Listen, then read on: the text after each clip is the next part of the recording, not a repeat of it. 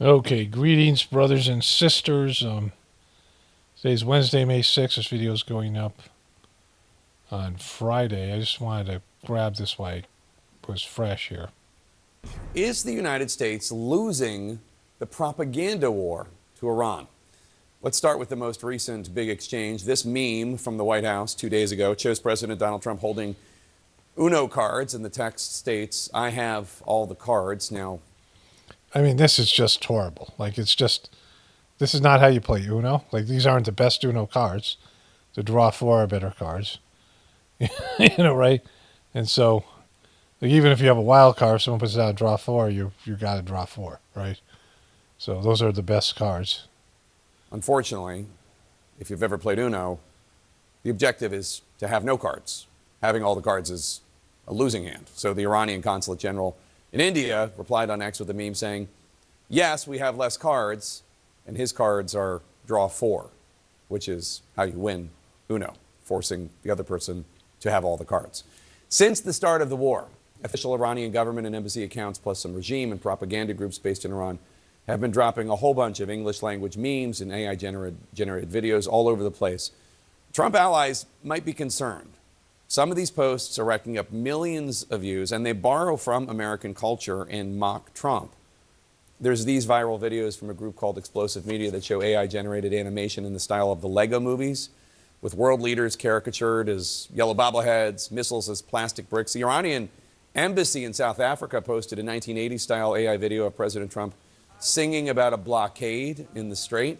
Here's a post from the same embassy with the caption, "The way the United States closed the Strait of Hormuz," and it shows a guy accidentally welding his own head inside a railing. Here's another from the same embassy showing Trump, Vice President J.D. Vance. I didn't see that one, right? I saw this report, but I turned it on. I didn't see this part at the beginning.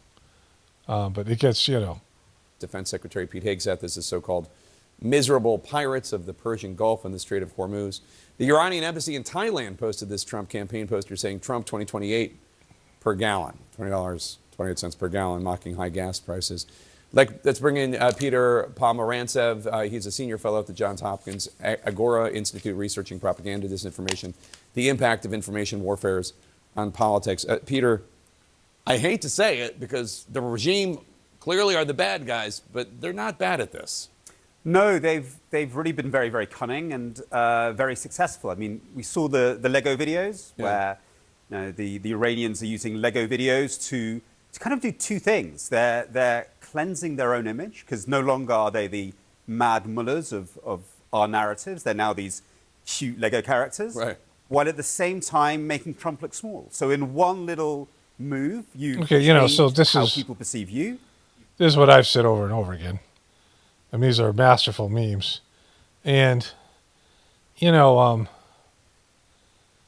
like, it's being covered by CNN. Of course, CNN isn't Fox, but like, they're against Trump. But like, there's a lot of truther stuff in these memes, and they're using the truther narratives, which I talked about. I saw a great video made by North Korea like 15 years ago.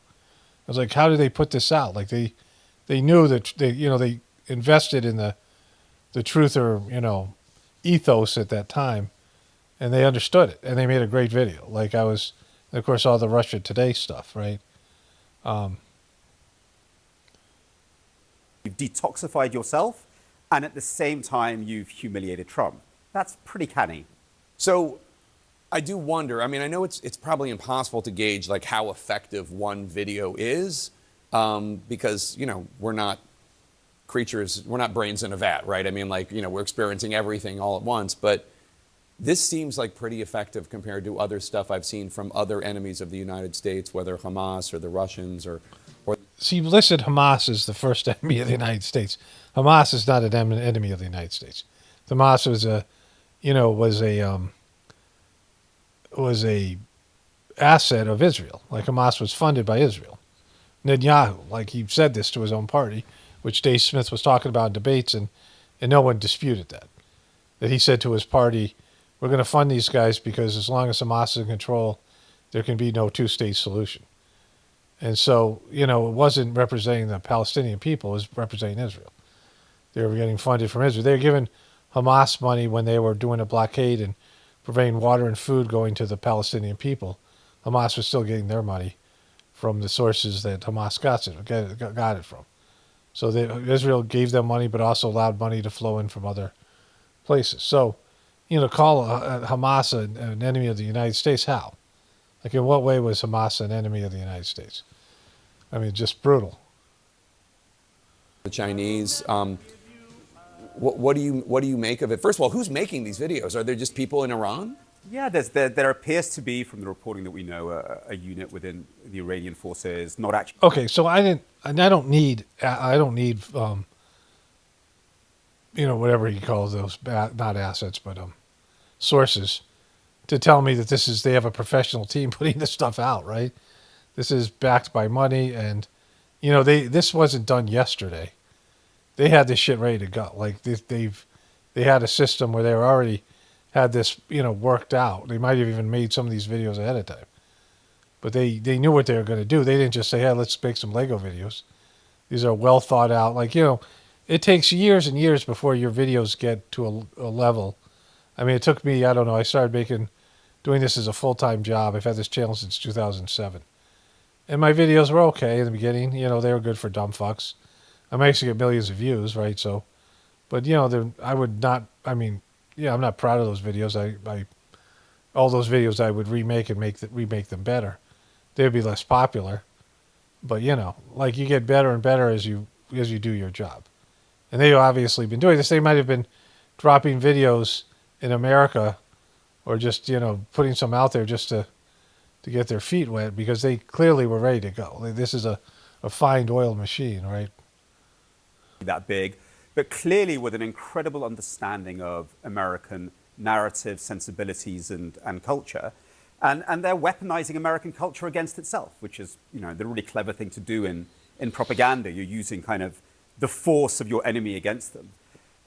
It is hard to measure effect. I mean, in terms of views, we're talking actually hundreds of millions of views for some of these videos. It's spectacular. Are they making, and they're clearly aimed at making the war less popular in America. Mm-hmm. The war was pretty unpopular already, so it's hard to measure change. A lot of them are also, look, they're fluffy. I put that in inverted commas. They're deeply anti-Semitic. A lot of them are very much aimed at the idea of a kind of Jewish conspiracy running America. Yeah, that's not anti-Semitic. I mean, that's just facts. Like there is, Netanyahu was out there when Charlie Kirk thing happened saying we need to get Jewish billionaires to buy TikTok. And then they did, and they started kicking people off, right? These platforms. He said, we get Elon Musk, he'll work with us. And he just, recently there's a video, I didn't show anybody because it might have been something he said earlier, but he was demanding that Western countries fight what he called anti-Semitism. And anti-Semitism is any criticizing of Israel. Like that Ari Schaefer comedy sketch where he said, a goy is a derogatory term, that you are lesser than a Jewish person. Like that's what it means. And not every Jewish person might use it like that, but that's what it means. It doesn't mean, being a goy is you're not as good as being Jewish, right? And that's kind of, put out there even in a, something like, I don't know, some kind of comedy show or movies and things, in ways where they try to soften it, but that's the thing. And they've grabbed powerful positions in America. They've gotten lots of American money, which they can buy more politicians. And so this whole thing. And so that's not anti-Semitic to say that, right? That's not criticizing all Jewish people. It's stating a fact. I mean, Marco Rubio said it. Like, we're at war with Iran because of Israel. I would say 60% of Americans know that. It's hard to say because, there's still so many dumb fuck Trumpers still out there. We can see the figures around support for Israel, the rising anti-Semitism in America. Are they helping that? Are they surfing the wave of that? That's very hard to tell. But they're definitely within a context that is increasing. In terms of the information wars, what we saw out of Gaza during... Jesus Christ, did you just say information wars? All right, so now he's going to talk about Gaza. Let's go back a second here. Israel, the rising anti-Semitism in America. Are they helping that? Are they surfing the wave of that? That's very hard to tell. But they're definitely within a context that is increasing. In terms of the information wars, I mean, what we saw out of Gaza during the really intense war of Israel versus Hamas, a lot of that wasn't like this. A lot of it was A really intense war. Tell me, what did Hamas do other than October 7th? What do you mean intense war? Like, Hamas is not a military, and it's an asset owned by Israel. Like, this lying sack of shit, right? And there's going to be a pharmaceutical lie at the end of this thing. I mean, that's why I'm covering it, why it's fresh. I have it, whatever. I just turned it on, and when my wife and I started eating dinner, we're like, holy shit, they're talking about the Lego videos, right? But, this guy has been somewhat critical of Israel, but you can't be critical of Israel if you're not saying that if you're saying that was a war. Hamas is not a military, and the Palestinian people don't have a military. Hamas is an Israeli asset, but even as an asset, they're not an army. The Palestinians have no army, no air force, no navy, basically no soldiers. It was a fucking genocide. It was a slaughter. And to say that, and they're talking about the propaganda here that was coming out of that war, that wasn't a fucking war. Don't call it a fucking war. What we saw out of Gaza during the really intense war of Israel versus Hamas, a lot of that wasn't like this. A lot of it was just. Okay, so again, Hamas isn't a government. It isn't it would be Israel versus Palestine. It's not a country, right? Like, Hamas is a separate, it's a political party. You don't have a war with Iran versus the Republicans, right? It's Iran versus America. Like, what the fuck are you talking about? But it's not, it's an owned asset. It's just fucking stupid. Victims of war. This is a very different approach. But that was very, very effective as well. And that sort of the videos of that horrendous suffering was very powerful. Yeah. My sense, these videos, however, might get to a different audience, because that audience affected people who were open to that kind of sympathy. My sense, these videos are going for MAGA supporters. They're going for the supporters who might go with Trump a lot of the time. Because and he said, like he didn't understand that Jake Tapper. They're obviously targeting truthers, right? Like, they're targeting the people who were bailing on Trump. It's clear that's the case. At least the Lego videos, I haven't seen all these, but pretty much all the memes, right? they're not playing that card. They're not playing the sympathy card. They're playing issues around, Well, they're saying Trump is corrupt. He's controlled by the Israelis. Well, they talk about two things, Israel and Epstein and Israel. That is a huge dividing line within the MAGA coalition. So these ads seem to be really going for that. They're not going for Columbia students. They seem to be going for the heart of the MAGA coalition. Whether it's successful, we would need to research. Very interesting, Peter Pomerantsev. Thank you so much. Fascinating stuff. Studies about vaccine withheld, a college targeted for admitting transgender. So I saw, oh wow, a study for vaccine was withheld. They're finally reporting a negative vaccines. Now, RFK Jr., well, let's just go to that. Okay, so before RFK Jr. was turned out to be a complete Israeli shill, and he did that horrific thing with that, whatever that rabbi is, Shmuley. He did a lot of good interviews, and he said that, he actually fought vaccines, and he did some valid work.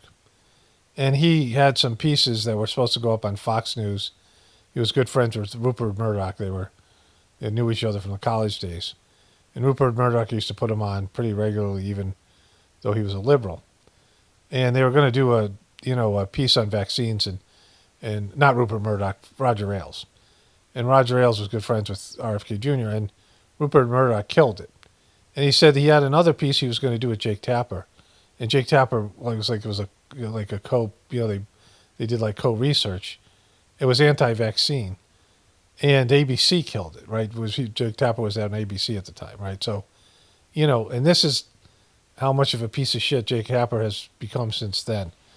Because listen to this thing. Priorities. Let's take a look at some of the headlines this week. The New York Times reports that officials at the FDA recently blocked the publication of several studies that support the safety of widely used vaccines that protect against COVID and shingles. Okay, so when I heard this, I didn't hear the word recently. FDA blocked publication of research finding COVID and shingles vaccines were safe, because they used the word blocked. And the way that he framed it in the beginning, and he doesn't expand on this. He doesn't say anything more than this. It's just this headline. FDA blocks publication of research finding COVID and shingle vaccines were safe. So I thought this was pre-COVID, or when they were pre the vaccine being released, or while the vaccine was being released. It was sort of misleading, because usually what they would say is something to do with Trump and RFK Jr., because that's who ended up doing it. So my wife ended up looking it up, and I misunderstood this. And I'll show you that that's coming up. Like, it happened while I was making other content. So we'll revisit this. But it's pretty fucked up that they said it like this, because it made it sound like the FDA blocked this, before Trump and RFK Jr. came into, office, right? I mean, the way that it's framed here, they're not being clear about it. Usually they would shit on Trump and shit on RFK Jr. But anyways, okay, this was a tweet from Trump yesterday.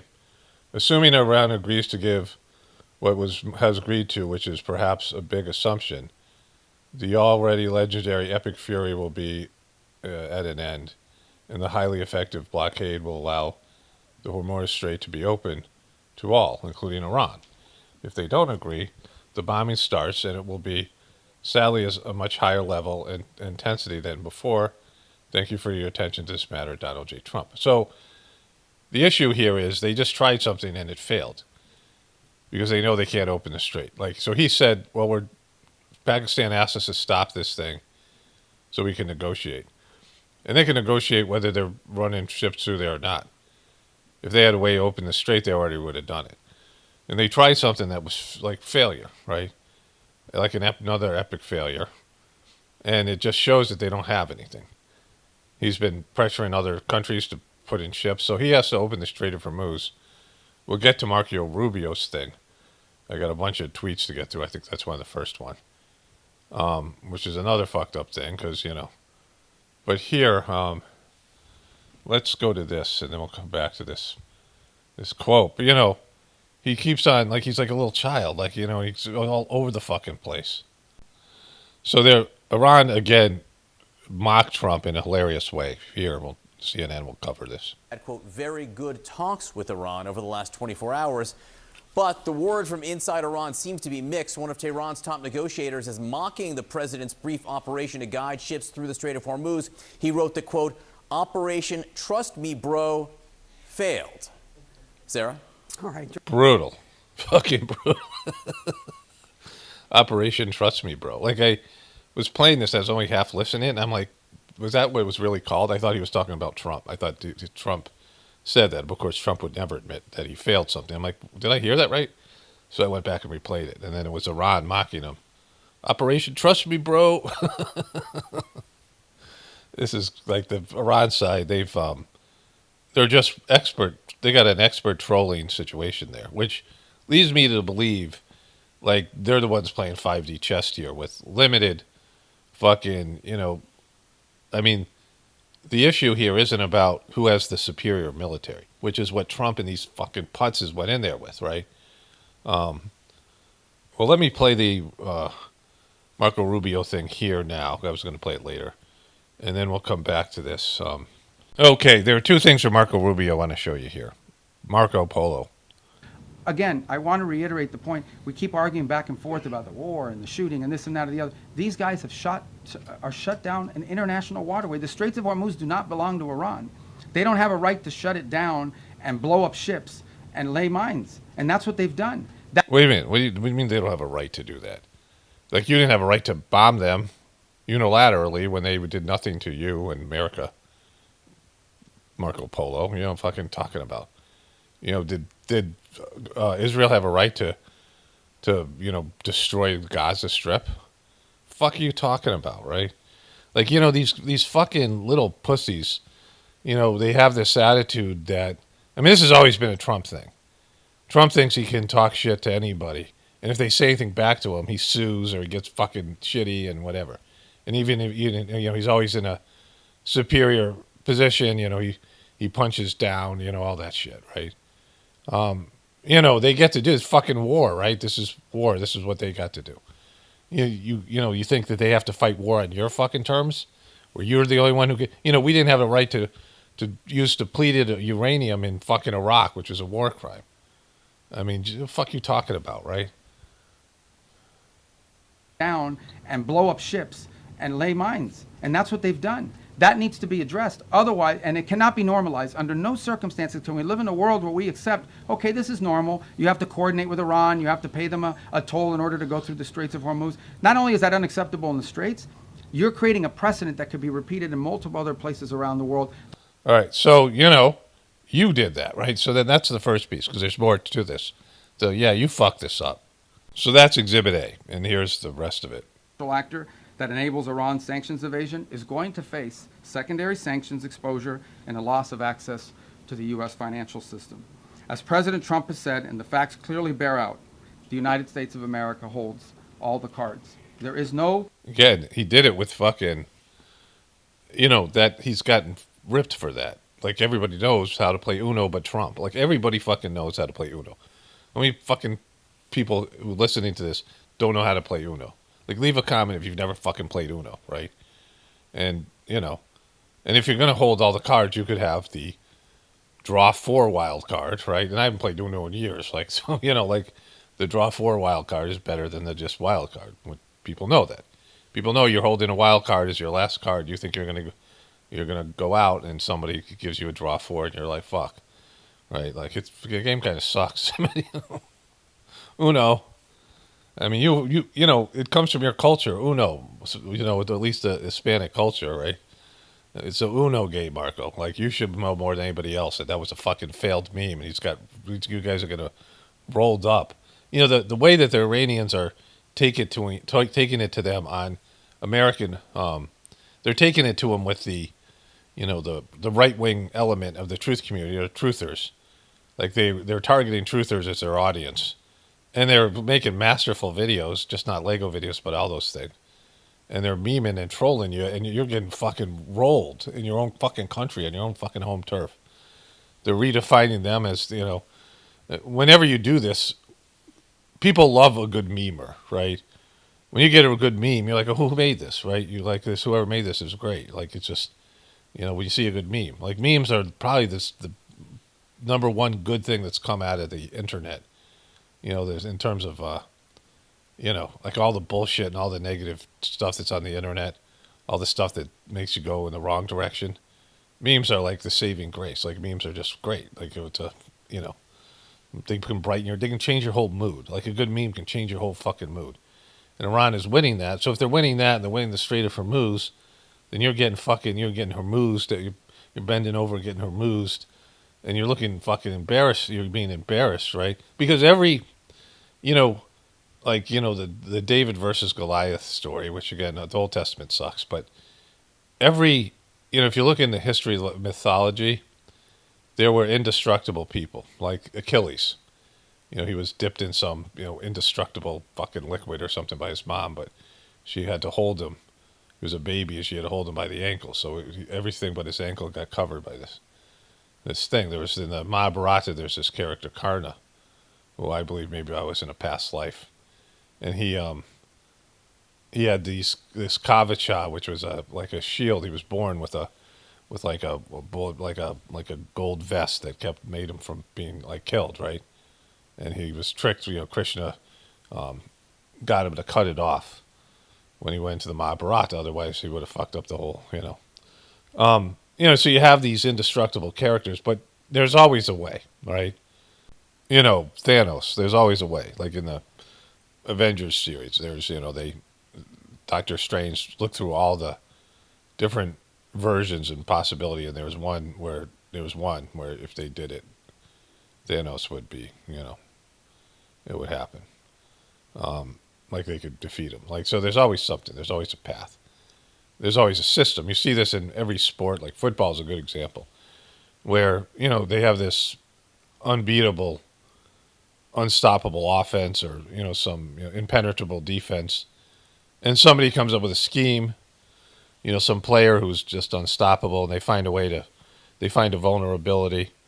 And in the modern day warfare, like I'm saying, everybody can now do the Strait of Hormuz. It's not going head to head with the military, but it's going into insurgent type of activity.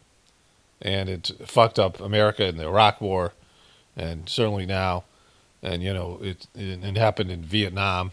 You never really can declare victory, right?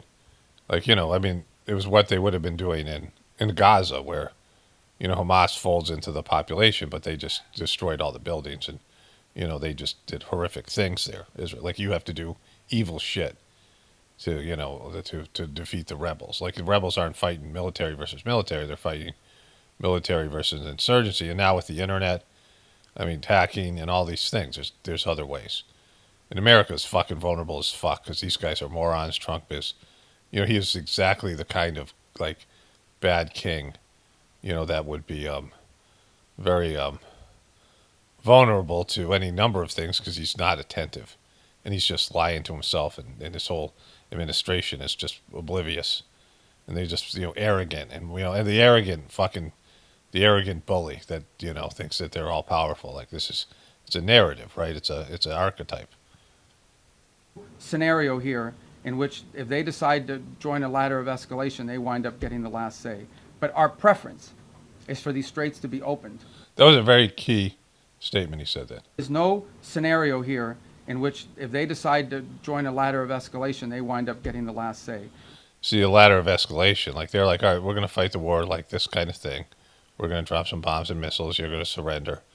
And we're going to cut a deal that's going to be preferable to us. And they said, fuck you. We're close to the Strait of Hormuz, you morons. Like, fucking, didn't anybody tell you this was a possibility? And they're like, hey, you can't fucking do this. This is not fair. Where Trump was going to start bombing power plants and civilians were chaining himself. He goes, hey, this is against the rules. Whoa. These little fucking pussies, right? They're like little immature little boys. You can't do that. Like, they get to do everything. He gets to threaten to, blow their country off the face of the earth. And then, but like when they do something where he can't stop them, like, they start falling apart, right? And like, people told them this, they might do this, and he's like, oh no, I'm, like, they're also, they think they're backed by God, and they're not. Only to the extent that God wants the system destroyed. Like, so they're backed, but not by, they're not backed as heroes, they're backed as villains, right? And they don't get that. Like, this is their, they're bringing down America and the global economy and the whole system, and whatever else is happening, because it's it's going away from God's will. And this is, you can't fight that. Like, you can't fight your inevitable death. You can't fight your inevitable whatever it is, right? The end to your civilization. Everything dies. Like, it's inevitable. Even a good civilization dies. Like, it's just when it's time, it's time. It's just time. You accept it, right? You go, this. There'll be a time where there'll be no more human beings here on planet Earth. The Earth will be uninhabitable. Whatever it is, billion years or 10 years, like, who knows? But like, when that happens, it happens, and the Earth moves to something more subtle. There'll be etheric life here. There won't be material life. Like, it's it's something that it's a temporary situation where your planet has the right temperature. I mean, there's a lot of things that go into a planet being able to sustain organic life, and most of them don't. Most of them don't, but all of them have etheric life. There's spiritual energy. But this this guy say, here, let's just move forward. But our preference is for these straits to be opened to the way they're supposed to be opened, back to the way it was. Anyone can use it. No mines in the water. Nobody paying tolls. That's Back to the way it was. Back to the way it was before what, Marco Polo? Before what, Marco fucking Polo? What happened that it's now closed? Oh, you guys went and did a legal fucking war because Israel fucking forced you? You little lying sack of shit, right? You caused this. And it shows you that Iran wouldn't use a nuclear weapon. One way to show that they wouldn't use a nuclear weapon and that they're reasonable people. But now, of course, their leadership has been taken down, so who knows what's going to happen in that fucking country post-war. It's going to get more radicalized and more militant. And, now they know that they got you. They know that they could always just close it back down. And they know that America's not going to come back out there. America doesn't, Trump won't come back. And, he can't. I mean, it would be totally self-destructive. And they could go after Israel now. Like, they could just go after Israel, not worried about America. They can they're a bigger country, and they could just bully Israel with whatever it is. They could get a nuclear weapon, right? Like, you opened up this thing because they now know they got you, right? they can always fucking, close the strait. And like Americans are not going to want to go back in.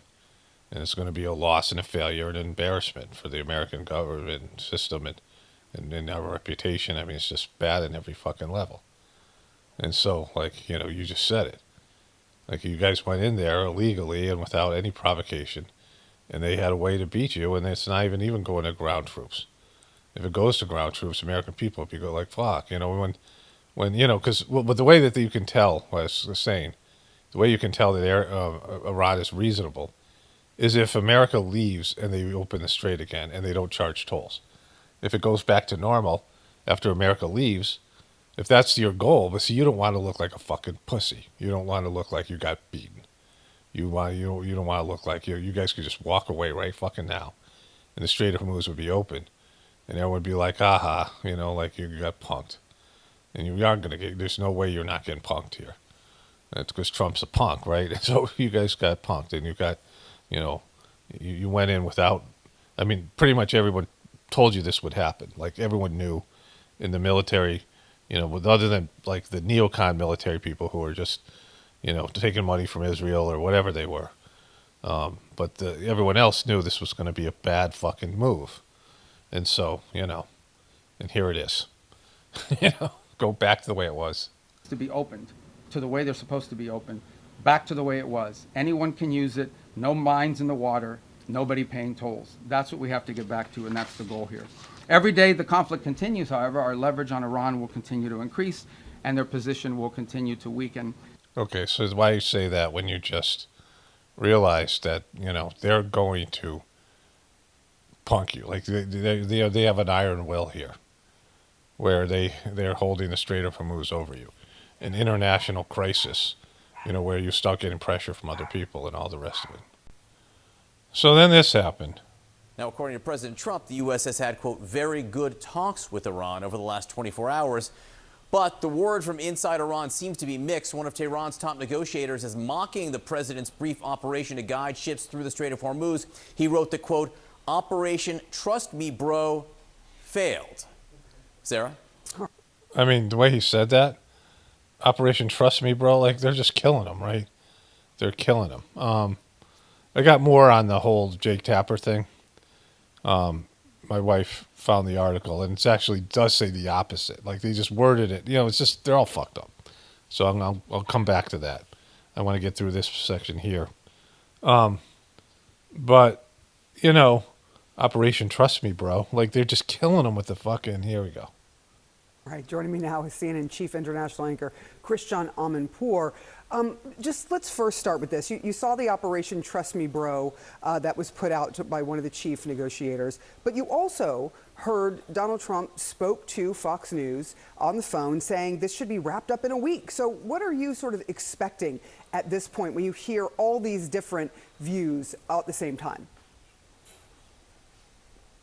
Well, I think they are the same views that we've been hearing. First, defiance from the Iranian side and a very sophisticated trolling activity.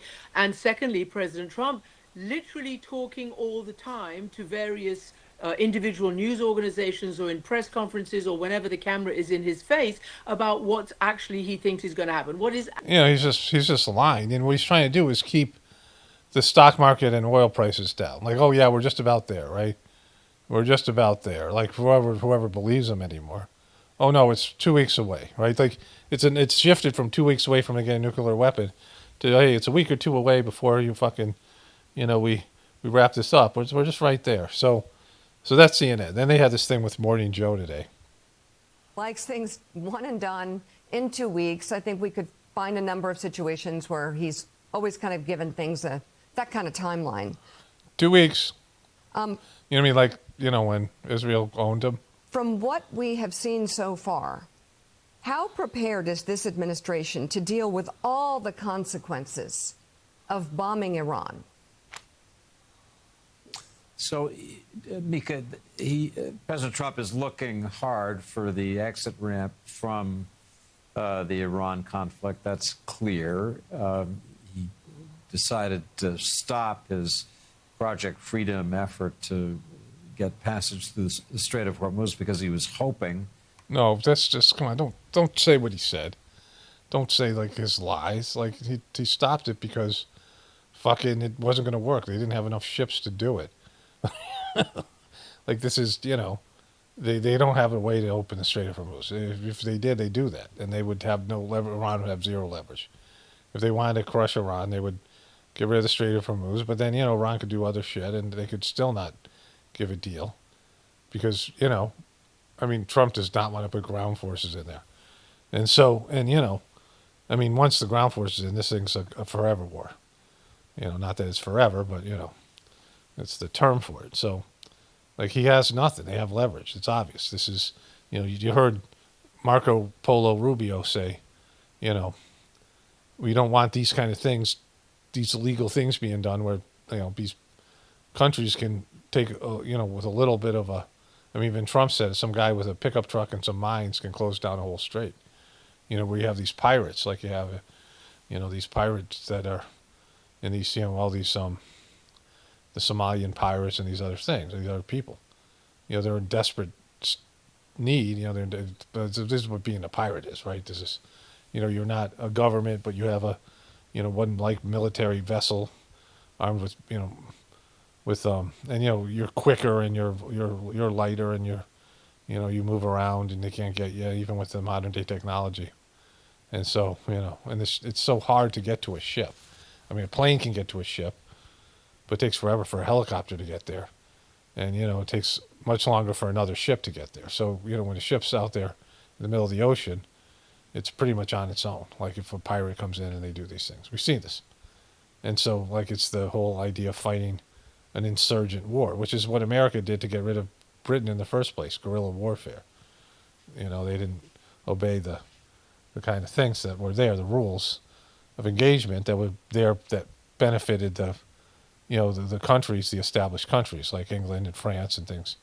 When you did guerrilla warfare, they couldn't fight back. They're not, armies aren't built for policing.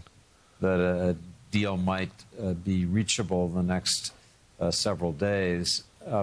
He accompanied that hope yesterday with yet another warning that if a deal wasn't reached, the bombing starts and it will be sadly at a much higher level. It's the kind of rhetoric we've heard from him since the war began. And now it's just a limp dick, bullshit thing he's saying. So I think, as before, he is trying hard to get a deal with a very uncertain regime and using this threat of additional military force, which, let's be honest, I think loses credibility each time it's made and not exercised. Final thought about... All right, so the bottom, we'll see if he says it here. About the dilemma for the Trump administration. When you destroy the entire first row of leaders in a country, it's just hard to know who you're dealing with. This is what I've said all along.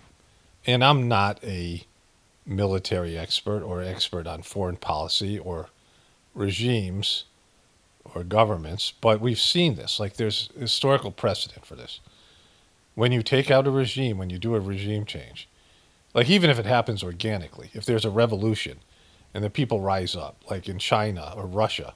See, look at how China and Russia are right now, right? Like they're, and they're years out from when they overthrew monarchies, like shitty monarchies, right?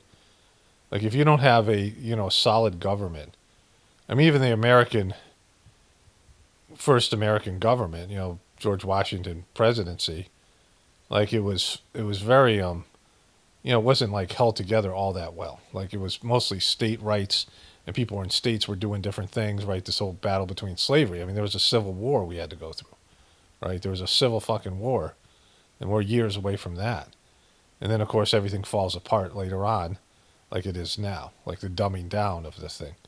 But governments are never great. Like they go from, their infancy. But when they're in their infancy, there's a lot of thug rule. There's a lot of, they have to be you have to become an authority because people become thugs, right? Like you have these, you have these people who choose brutality, and this is across the globe historically, and they wreck everything, sociopaths and things like this. It's very hard for the good people to hold together a positive, fair government, social system in the what we call, the Kali Yuga, this period of time. Like the thugs and the sociopaths always ruin it, and they're only about 10% of the population, the real like demonic people who, want chaos. But those chaos agents always wreck things, and they're wrecking things now. And so when you wreck a government like they did in Iran, no matter how bad that government is, things get worse. And you can't make a deal with, like if you couldn't make a deal with the first government, you're not going to make a deal with this one, because this government may change 10 times in the next 18 years, like whatever. Like they'll be all, and they might go regional, like there's regional, like they have in say in Lebanon, where on the border with Israel, Hezbollah is taken over, right? In Gaza, the Palestinians have, the Hamas has taken over in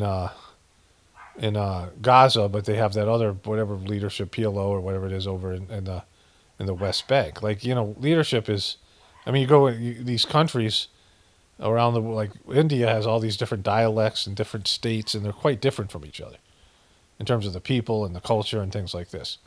So it's hard to hold together a big country, the European Union like that. I mean, it's just, it's hard to hold it together. People like their regional areas. People are very prejudiced against people who are outside their local group. And so once you destroy a regime, which Trump says they have, or you weaken it, then you can't make a deal. Like this deal wasn't going to fucking last. It's silly. There was no, they were never a threat to get a nuclear weapon. They're more of a threat now that you've created this chaos. Like that regime was probably, the best chance you had at preventing them from getting a nuclear weapon. The new one is going to be harder. And so, like, the only thing would be is that they can't get it together because they don't have order there. But if they have the facilities and some radical group takes it over, next thing you know, they're dropping a bomb on Israel, and then you're back to square one with this thing, But like this whole thing where he's talking about, like when Trump said that, the regime is messed up right now, and we don't know who we're talking to, and we don't know, this thing. But I have every confidence they're going to put together a democracy in the next couple of weeks, right? Like fucking, it's just silly, right? So then this happened. Okay, so Trump had a bunch of UFC fighters.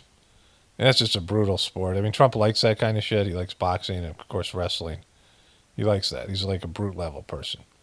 And UFC is just, it's so brutal. Like, it's just bad.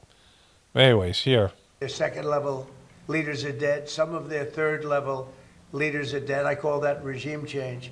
Okay, so I didn't know I had that. I want to get to the part that I was going to get to. Let's go back, though. Because, if you have regime change, you can't make a fucking deal. Like, you don't, that's not a stable government they have now. So, I mean, either you're lying or you're just, you didn't stop with trying to make a deal. Just get the fuck out of there. Like, you fuck this thing up. Otherwise, you're going to have to put ground forces in there. Third level leaders are dead. I call that regime change. Oh, we're back. Their first level leaders are dead. Back. Crazy country, crazy. The people, look, you talk about regime change. Their first level leaders are dead. Their second level leaders are dead. Some of their third level leaders are dead. I call that regime change. But I thought we'd be down maybe 20%, and we're up. The stock market's higher now than when we started this war. And I thought oil prices would go to $200, $250. It's at $100. So you were okay with $200, $250? You know what kind of fucking prices would be up to in the grocery stores if that happened? You know what kind of panic? Like, he was okay with the stock market being 20% lower. And the stock market's for his rich buddies. That's not for you. It's not for the average person. But fucking, oil prices affects everybody in terms of, like, I mean, $250 a barrel. Like, that's what you thought was going to happen. You still went along with this war anyway. Like, he's admitting shit that should kill his political career. He's done so much fucked up shit. He can say something that fucked up, and it doesn't even register anymore. Like, that doesn't even fucking register. And then, the whole thing about regime change, you think the guys on the fourth level are somehow better than the guys in the first level? If you've killed the first, second, and third level, what does even the fourth level mean, right? Like, what does that mean? Like, do they have a fucking working government? That's what regime change means, is you've collapsed their government. And you can't make a deal then. Like, that's fucking stupid. No one would say that, right? And again, I'm not an expert in this situation. You just got to study history. Like, if you create chaos, the card that his card is chaos agent, and this is chaos, right? And so when Israel wants chaos. Israel wants Iran to be in total chaos. They weren't worried about nuclear weapon. They wanted America to take Iran down because they would be the only country capable of producing a nuclear weapon, or they have one already because they stole secrets from us, right? Like, they don't want order. They don't give a shit about the Strait of Hormuz, right? They want to be a world power, and they want to start grabbing lands around there, oil lands. They want to start expanding their they want to have an empire, and they want America to get out of there. They don't want America being policing the Middle East so they can go in there and bully these other countries and start grabbing onto them and start securing resources for themselves. Like, everybody wants hard resources. And they'd be a small country with a lot of, expanding country with a lot of money now that they can put into their military development and these things, right? They would be the power in the Middle East. And so whatever their plan is, you could say it's that. Their plan isn't for order. They want chaos. They want all those countries around them to be weak and without a stable government. And I think you're surprised, and I'm surprised. But even if it went to 200, it would have been worth it. I understand that. We had just set a record, 50,000 on the Dow, 7,000 on the S&P, a record. And I said, Jesus Christ, you fucking remedial thinking motherfucker. And again, don't even talk this. Don't even, if you're a smart person, nothing Trump says is for you, right? If you are capable of critical thinking skills, everything Trump says is not for you. If you're not, there's some people who are blocked. They can be critical thinkers when it comes to Biden, but they're blocked when it comes to Trump. They're not real critical thinkers, right? Like, people who question shit. Like, you should always question your leaders, no matter who they are. At least, in your mind. Like, you shouldn't take anything anybody says at face value. You should do your research. Everyone should do that, right? That's kind of our responsibility when you live in a society full of liars, right? I hate to do this, but we have to make an excursion down to Iran because we can't let them have a nuclear weapon. Look, and this is very simple. Iran cannot have a nuclear weapon because, as tough as they are, we want to keep them alive. We want to keep all of you alive. As tough as the UFC fighters are, they can't stand up to a nuclear bomb. What the fuck are you retarded? What are you talking about? Iran cannot have a nuclear weapon, and they won't. And they've agreed to that, among other things. Yep. They've agreed to that? Who? The third regime? Like, the third level of the regime? Like, now he's saying they've agreed to it? Then why are you not there? Like, why are you still there in the Strait of Hormuz? Why are you still there? Get the fuck out of there. If they agreed to it, fucking slap something down on paper, you lying sack of shit. If they have agreed to that, you can get anybody to agree to it. You could say that what we consider a government has agreed to this and we're getting out. And then it's going to be a mess. Like, whatever happens afterwards is going to be embarrassing for you. Once you leave, like Afghanistan, when Joe Biden withdrew, when things go south, anything that happens in Iran area, anything that happens between Iran and Israel, anything, that goes on from here on out is going to be like Trump shit fucked up by going to this war. That you failed. That what if Iran does develop a nuclear weapon and they use it? Fucking, it'll be because you did this, right? You made it fucking happen. Self-fulfilling prophecy. Like, just everything he said is so fucking bad, right? And he just gets away with it because that's just who he is, right? He's normalized, just like Marco Polo Rubio said about they don't want to normalize people just taking over the strait or taking over these things, Panama Canal, and they can do it. You can have a small group of people do it, right? And you take those guys out and another group of people can just come in. Like, that's how you fight big empires. You sabotage, with the economies. Like, that's a Boston Tea Party, right? Like, this is what you do. You make it so that, that they lose so much money that there's economic collapse and you're holding them hostage. They'll pay you. Like, there's hackers out there that just get paid not to hack people. If you pay us, we won't hack you, like this guy thing. Like, there's all this kind of shit out there already. And, Iran has, if they have this Lego stuff, that they've developed, their AI technology and things to hack. And they might even be able to take out American critical infrastructure. They know that we can drop a bomb on them and obliterate them. Like, literally obliterate them. So, but if things go south that way, they start doing that. Or if they just start hacking fucking things that are like shut down American stuff, and the hacking wars haven't even started yet. Like that's going to be a part of it, and they can, what if they can shift large amounts of resources out of bank accounts and bankrupt things and companies and all kinds of shit. Total fucking chaos. Like we know the hacking stuff's out there. We know America has it. Like everyone starts doing that, the whole internet gets fucked, right? Everything gets fucked. And so, we live in times where, we're just waiting for somebody to cross a line, and then somebody escalates the situation with something that really fucks things up, right? Like, if he drops a nuclear weapon, and then they all of a sudden America, now the electricity works here. America had the ability, according to the Snowden revelations, to hack everybody's electrical grid. Like we can turn off the electricity in these countries, right? If we can do it, they can do it too. Like these things are, it's much harder to stop the hack than it is to do the hack, right? And so there's all these kind of things just waiting out there. All right, there's another thing here. So this is what happens when you marry a fans-only model, right? Or an OnlyFans, former OnlyFans model.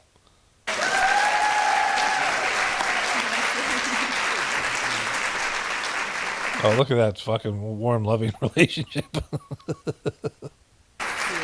But they love each other so much. That's good. Thank you, honey. I think they had to do that damage control for when she did that other thing. Job.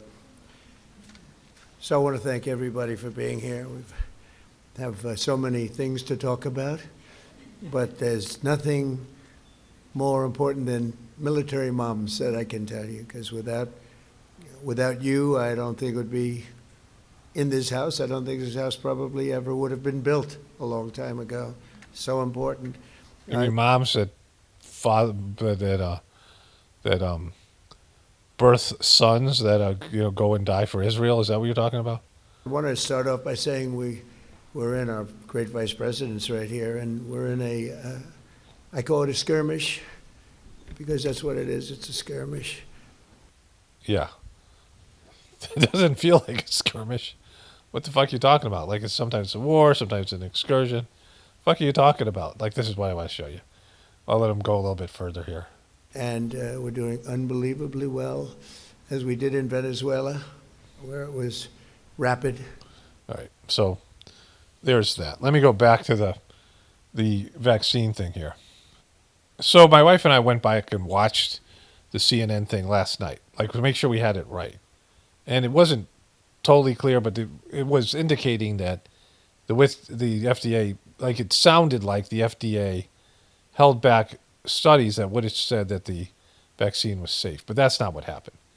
And so it was totally misleading.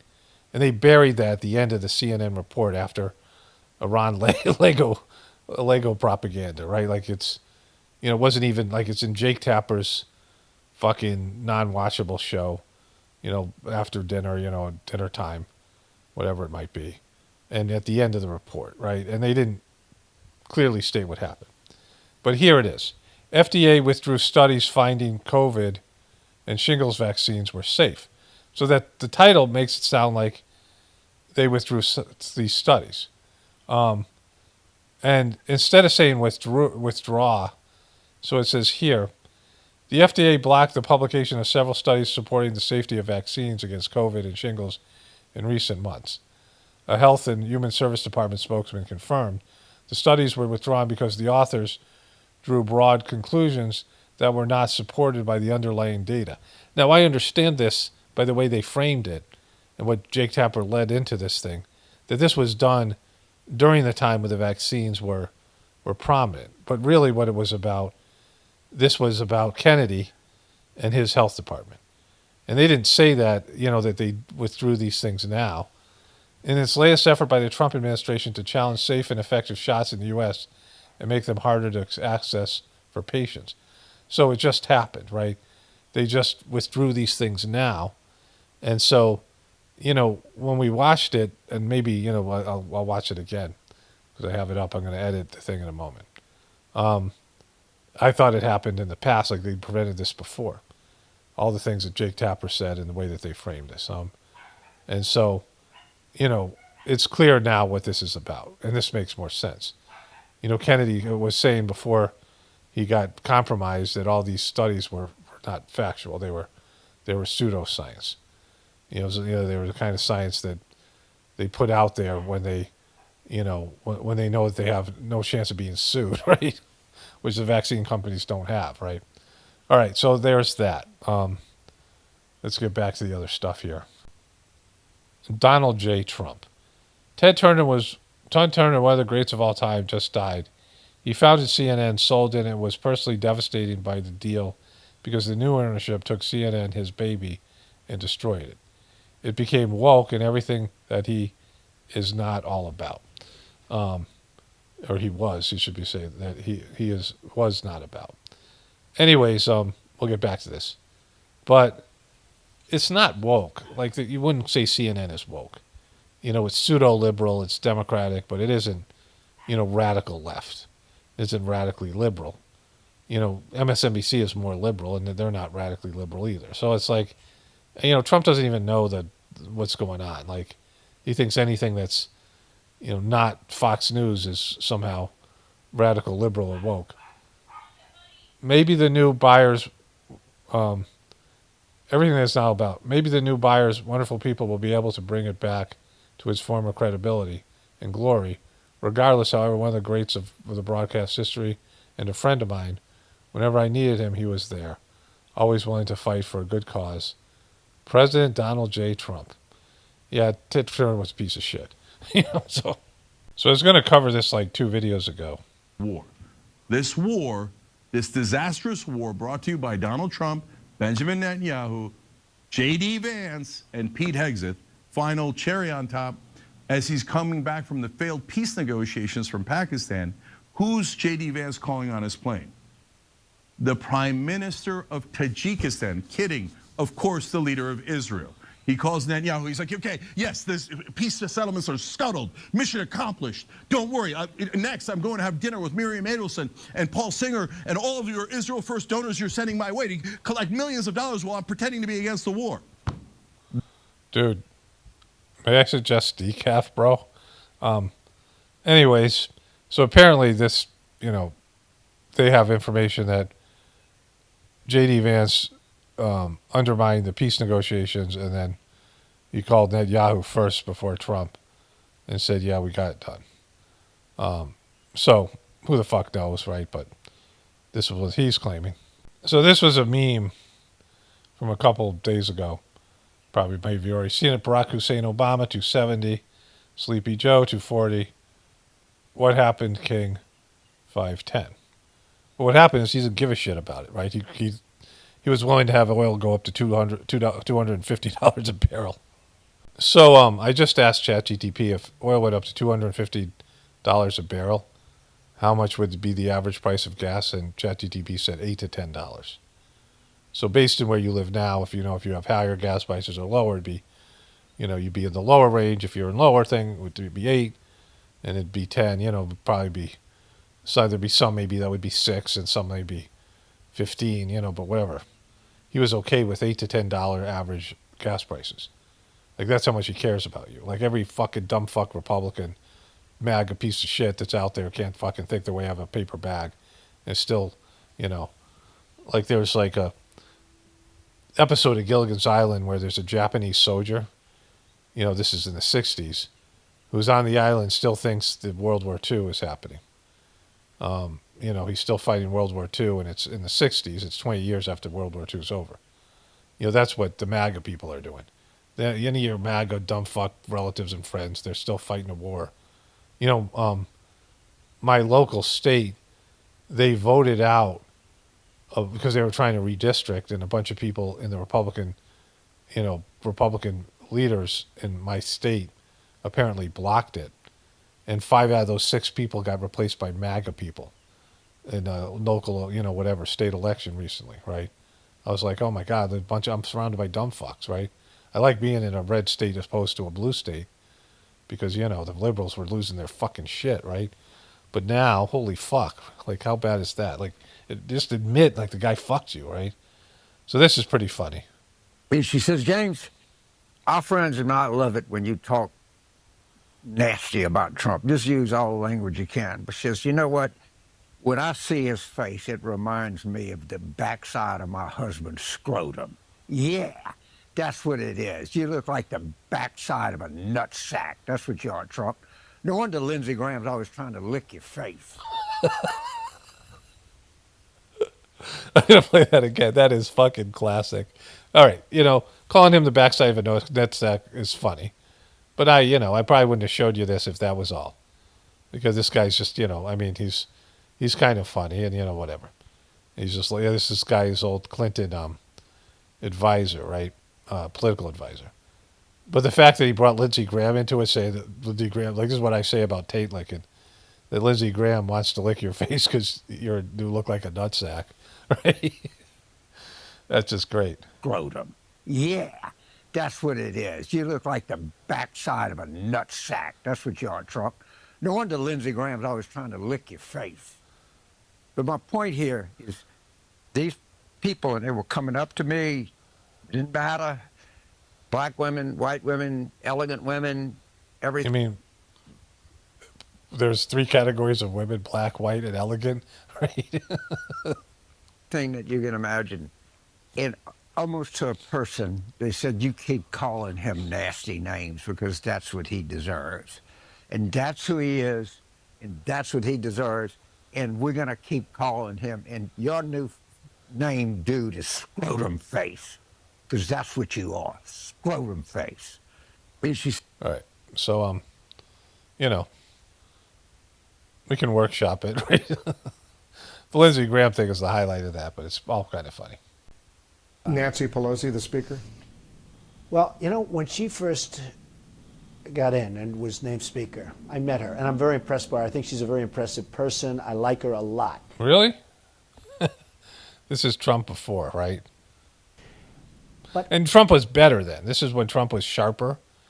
I mean, he was better. Like, he was not, he's deteriorated. Like, I watched The Apprentice, and, Trump was, I mean, I grew up in Connecticut. My brother was a fan of Trump, right? Trump was a big time celebrity. And, he did something where David Letterman, praised him. There was a skating rink in Central Park, and it was like deteriorating, and they were going to shut it down. It's like an iconic thing. It's been in a number of movies, right? It's a famous thing. And Trump saved it, and he brought it in at a lower cost, like he did some miraculous Trump shit that, he was credited for. And David Letterman brought him on his show and said, like how amazing he was. Like, people loved him. There was a time where Trump had some successes, right? And like he was always a piece of shit, but like he, nobody knew it. And then, he was gaudy, and he would screw over his, the things that people didn't know. And the left and the right loved him. There was no, and people loved him in the Democratic Party. Like, people, it wasn't the people who are now MAGA people that watched Trump's celebrity, watched his Apprentice show. Like, people who are now MAGA didn't watch him on The Apprentice. That wasn't for them. That wasn't for fucking, rural people and red state people. Trump was a blue state elitist, right? He lived in blue states, and he was elitist, right? He wasn't a Republican. He hobnobbed with the Clintons and all that shit. He said Nancy Pelosi was great, right? And he also said this. I was surprised that she didn't do more in terms of Bush and going after Bush. It just seemed like she was going to really look to impeach Bush and get him out of office, which personally I think would have been a wonderful thing. Impeaching him? Absolutely, for the war. For the war. Because of the conduct of the war. Look at this fucking guy. Wolf Blitzer, this is when he was 20. This 20-year-old Wolf Blitzer. He lied. He got us into the war with lies. Really? I know why. I know why this is on Twitter. And I mean, look at the trouble Bill Clinton got into with something that was totally unimportant, and they tried to impeach him, which was nonsense. And yet Bush got us into this horrible war with lies, by lying, by saying they had weapons of mass destruction, by like they were going to get a nuclear weapon in 2 weeks? Saying all sorts of things that turned out not to be true. So we now know. We now know that Trump was willing for you to pay $8 to $10 for gas so he could fight a war for Israel. And, and all the other consequences. Like, that's how much that motherfucker's owned. Like that's how much he's against America and against you and the rest of it. Like it's completely fucked, right? They killed 42,000 people last month. 42,000 unarmed protesters. They had no guns. So they had a 250,000 people crowd. And they had snipers. They had like 4 or 5 snipers in buildings up high. And you're standing there and all of a sudden the guy on your left goes down. So they killed 45,000 people with 4 or 5 snipers. That's not really doable. Like you can't even get like what, a couple hundred, right? I mean, snipers are there to kill like 1 or 2 people. And if you have there was something in Texas where some guy got up in some tower on the campus and started shooting college students. I think he shot like 20 of them. But like this, it just goes from bad to worse. This guy's like lost his shit. And that's what happened with the women protest. They had 200,000 women protesting a year ago, and everyone thought that was the end of Iran. And then all of a sudden, a woman dropped dead with a bullet right there. Always right there. Always right there. These guys don't miss. They always get you right between the eyes. It doesn't matter about wind conditions or whether you moved a little bit. I mean, thank God those Iranian snipers weren't the ones that shot. You'd be missing more than your ear. They would have got you. They would have got you right here, Trump, because they just always do. Then another woman dropped, and then the word started to spread, and then there was panic, and then they ran, and So I don't want that to happen. Holy fuck! This is your fucking president. Okay. It won't. And even if you have to look in the mirror and say it out loud. Look in the mirror and say this out loud. Mirror, mirror on the wall. Who's the cuntiest of them all? Say, you won't break me. You won't break me. You won't break me. Look in the mirror and say, you won't break me. That's saying it to yourself. You're literally just said, look in the mirror and say to yourself, you won't break me. Loud. And say, you won't break me. And even if you have to look in the mirror and say it out loud and say, you won't break me. Declare it, because they won't. This world will not break you. They will not break you. They won't break you. No one's trying to break you. The majority of people, they're not doing this to break you, right? They're doing this because they hate you or dislike you, or because it's just funny how bad you are, how fucked up you are. None of the motivation for the majority of people that post memes and say shit. Do you think that comedian that made that meme was about you and how it would affect you? He thought about how it affects you? Or was it to get views? Like you all say all the time that they get views. This is about getting views. This is about getting clicks. Or just because it's funny and people want to make fucking jokes because you're fucking, you're so fucked up. It's not. The motivation isn't to break you. And in breaking you, what does that mean? Admitting, oh my God, I'm fucking weird? There's something wrong with me? Like this is, why isn't everyone not like me? Like you're trying to be likable. Like you wanted to have a movement behind you. You wanted to be the grieving widow of Charlie Kirk and, be bigger than him. You wanted to be bigger than Charlie in terms of expanding 2P US gay. This is the Make Heaven Crowded tour. She's talking about being broken. You're being broken because you are broken. Like you're a weird fucking person. And you will not be shaken because you are covered by the blood of Jesus. Holy shit. You're covered by the blood of Jesus? Like again, how fucked up is that? Why would you want to be covered in Jesus' blood? Like, why would you want that shit, right? Like, it's just fucking weird. Like, do you hear yourself? Like, that doesn't sound weird to fucking everybody else. Like, you want people who don't know anything about Christianity or left Christianity to come back? You want to make heaven crowded? Then don't say you're covered in Jesus' blood, because it's weird. You want fucking non-crazy, dependent, brainwashed people? You want high-functioning people? You don't say stupid shit like that. And it's not true. It has nothing to do with his blood. It has to do with spiritual energy. If you're protected by God, if you have an armor of God, it's spiritual energy. You're wrapped in God's love. It's etheric love. The people who write the script for the world You know, the you know, and that's partly our souls. You know, the highest part of ourselves. You know, write the script so that you are taken care of and you can fulfill your purpose in working for God. Like God makes sure that you know are protected in a way. But like Jesus wasn't protected because of some other things that he did that were like not spiritual, right? I mean, the crucifixion wasn't wasn't what they have tried to sell you it is, right? Woo! That's when you applaud. You applaud when she said you're covered in Jesus' blood. Woo! Like, holy fuck. Okay, so I believe this was the former governor, the mayor of New York, right? Wasn't the governor because that was Cuomo's. And remember this? Free fries when you get vaccinated? I got vaccinated. You're saying I could get this? These delicious fries? Wait a minute. But there's also a burger element to this? Fucking guy, man. Let me check with Bill Neathart. Is it too early in the day to eat a burger? No. This could be breakfast? Okay. I want you to look at this and think about, again, some people love hamburgers, some don't. Really want to respect all ways of life. But if this is appealing to you, just think of... I like hamburgers, but this is not appealing to me. And I don't like vaccines, and you could take that part out of it, too. This could be just you eating a burger, and it's fucking not appealing and shouldn't be appealing to anybody. This, when you think of vaccination. Vaccination.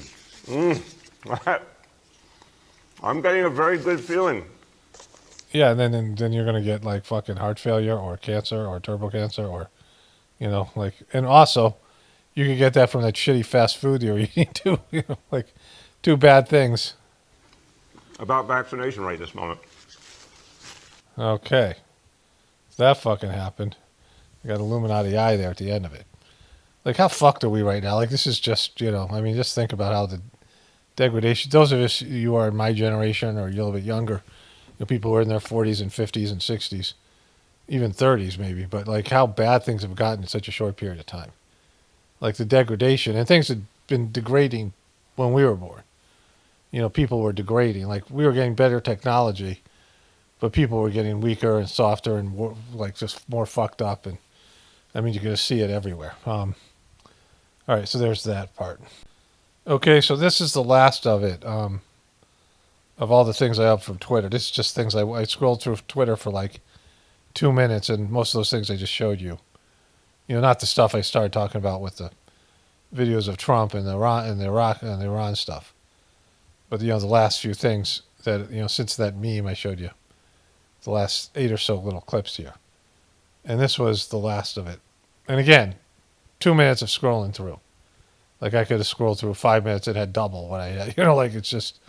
I want to first express my gratitude and admiration for the work you do and for everyone involved in our armed forces. On the first day of this conflict, President Trump addressed the Iranian people directly and said, when we're finished, take over your government. It'll be yours to take. And then on the 7th day of the conflict, in a Truth Social post, the president said, quote, there will be no deal with Iran except, all caps, exclamation mark, unconditional surrender. What happens to that pledge to the Iranians?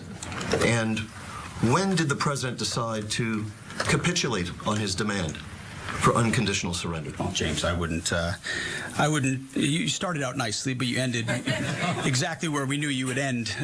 Asking a legitimate question about holding the president accountable for some of the bullshit he said that turned out not to be true. That's where he ended? Yeah, that's probably where every reporter should end.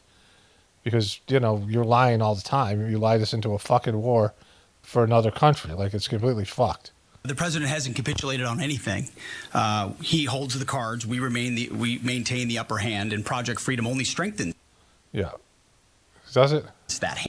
Yeah, well, of course, now that was before Project Freedom failed. I mean, so again, just constantly getting called and failing and pretending you didn't fail, pretending that, the reason for going there is something other than you're Israel's bitch, right? Like, okay. The person who posted this says, when you post something like this, you're losing, right? Which is, a good comment. Well, study this chart, President Donald J. Trump. Afghanistan War, 543 weeks. Iraq War, 457 weeks. Vietnam War, 439, all the way down to War of 1812, 139 weeks. Iran excursion, 6 weeks. Who made this chart? Who in the world would make this chart, right? And, it's 6 weeks and counting. Like when you end the war, unless you're saying it's ended, which it isn't, if you end the war and you withdraw your troops and the Strait of Hormuz opens back up, then you can post this because it would be over, right? But really also, what happened after the war? How did the war affect people's lifestyle? I mean, the fact that this piece of shit was willing for you to pay $8 to $10 in gas prices, and then how that would raise all the other prices with it of all your goods and services. It would double it would be double everything would double, like at least. If gas doubles, then everything doubles, right? All your fuel costs go up. So whatever portion of your price in your foods or your goods is, whatever transportation is involved, that all doubles, right? So any kind of imports that you get, any kind of stuff that's everything is shipped. Energy is a big, is a factor in anything that you get. It's a factor, right? And where else that would factor in? Gold, because people who are mining gold, they need lots of fuel to extract gold from the ground, right? And so they're going to, as long as gold prices are going up, they'll still do it. But, that affects gold prices and the rest of these things, right? So, this is what a loser says. And then there was this. I'm giving Iran another year ultimatum. Just, with the Israeli flag. This is the kind of memes. He's getting memes left and right. And then he posted this. Highly accurate depiction of sleepy Joe Biden administration. Tremendous damage done. But we're back, Donald J. Trump. Okay, so it's not at all accurate. So him with the ice cream, that's accurate, right? The ice cream was accurate. Hunter Biden snorting coke off the Resolute desk. Well, not so accurate, but at least, because he was more of a crackhead. He smoked his cocaine. He also snorted it. But, he was off somewhere else doing that. But, all right, that's cool. That's funny. These two things are funny. Hillary Clinton was not involved with Joe Biden. And she was not a Biden person. The Clintons were one group of Democrats, and Joe Biden was in an opposite camp. She had zero to do with Joe Biden. I guess is that Nancy Pelosi there on the side? I'm not sure. And Obama and Biden had a falling out. So none of those things are accurate, right? Like that's just Republican bullshit. The people that were in charge of the auto pen were Biden's own people. So there was an auto pen. But the more problematic part of this thing is nobody gives a shit about this now. Because my wife and I were talking, I was talking about how our neighbors have voted against any Republican that stood up to Donald Trump, people who live around us. And, my wife isn't a Democrat. I'm like, the Democrats are, we're talking about the Democrats redistricting when Trump tried to do it and the Democrats, gerrymandering. And she was like, well, that'll be good. And I'm like, what, you want the Democrats back in power, right? Remember how bad that sucked. But we forgot how bad the Democrats were because of Trump. Transgender stuff, all that stuff the Democrats did, all the censorship. So that'll be back around. And that's just as bad or, differently bad because Trump is just unhinged. But, it's like this sucked. But this isn't our problem right now. This is in the past. Joe Biden's gone. The Democrats are out of power. We have a Trump problem, right? And so then there was this I saw. This is the last thing. I want to wrap this up. I want to read some comments, and I have a little bit of a health update. Things are going well. I just was going to talk about that. I'm being targeted by Iranians, according to the FBI. Just putting this on record in case I'm murdered by these Islamic savages. Why in the fuck would they want to murder you?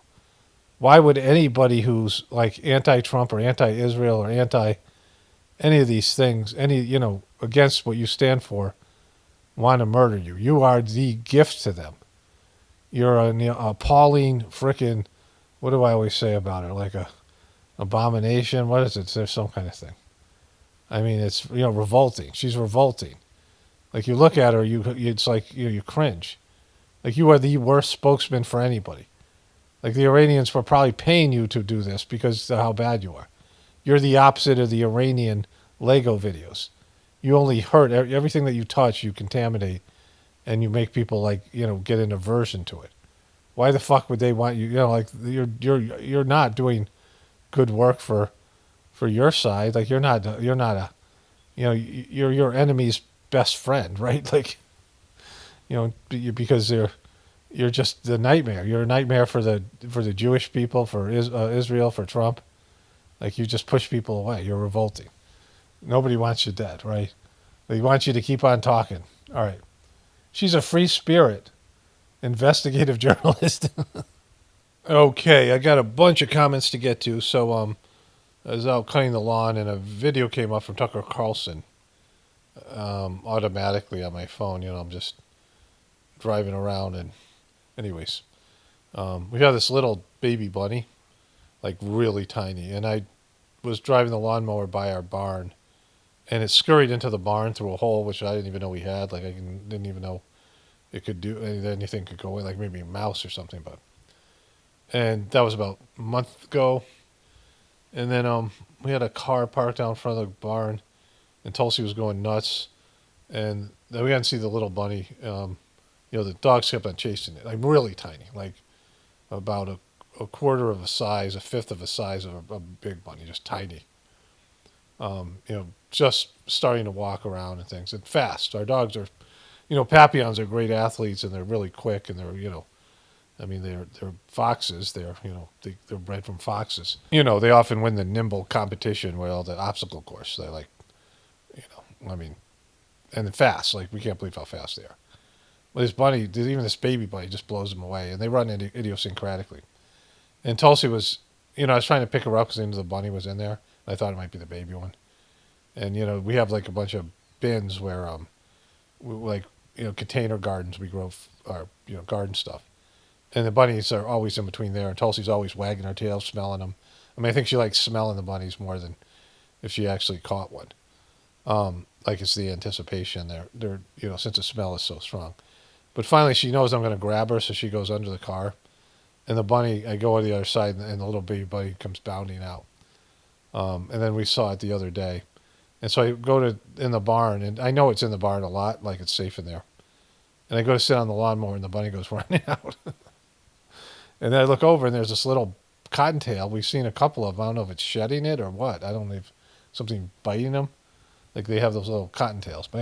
But anyways, Tucker Carlson was talking about Ed Massey, and then he gets into, saying stuff that we already know. Like, when we've known for years. And, almost saying it like, he talks about voting, and I'll cover this in the beginning of my next video. But, they finally get around to it, these late to the party people.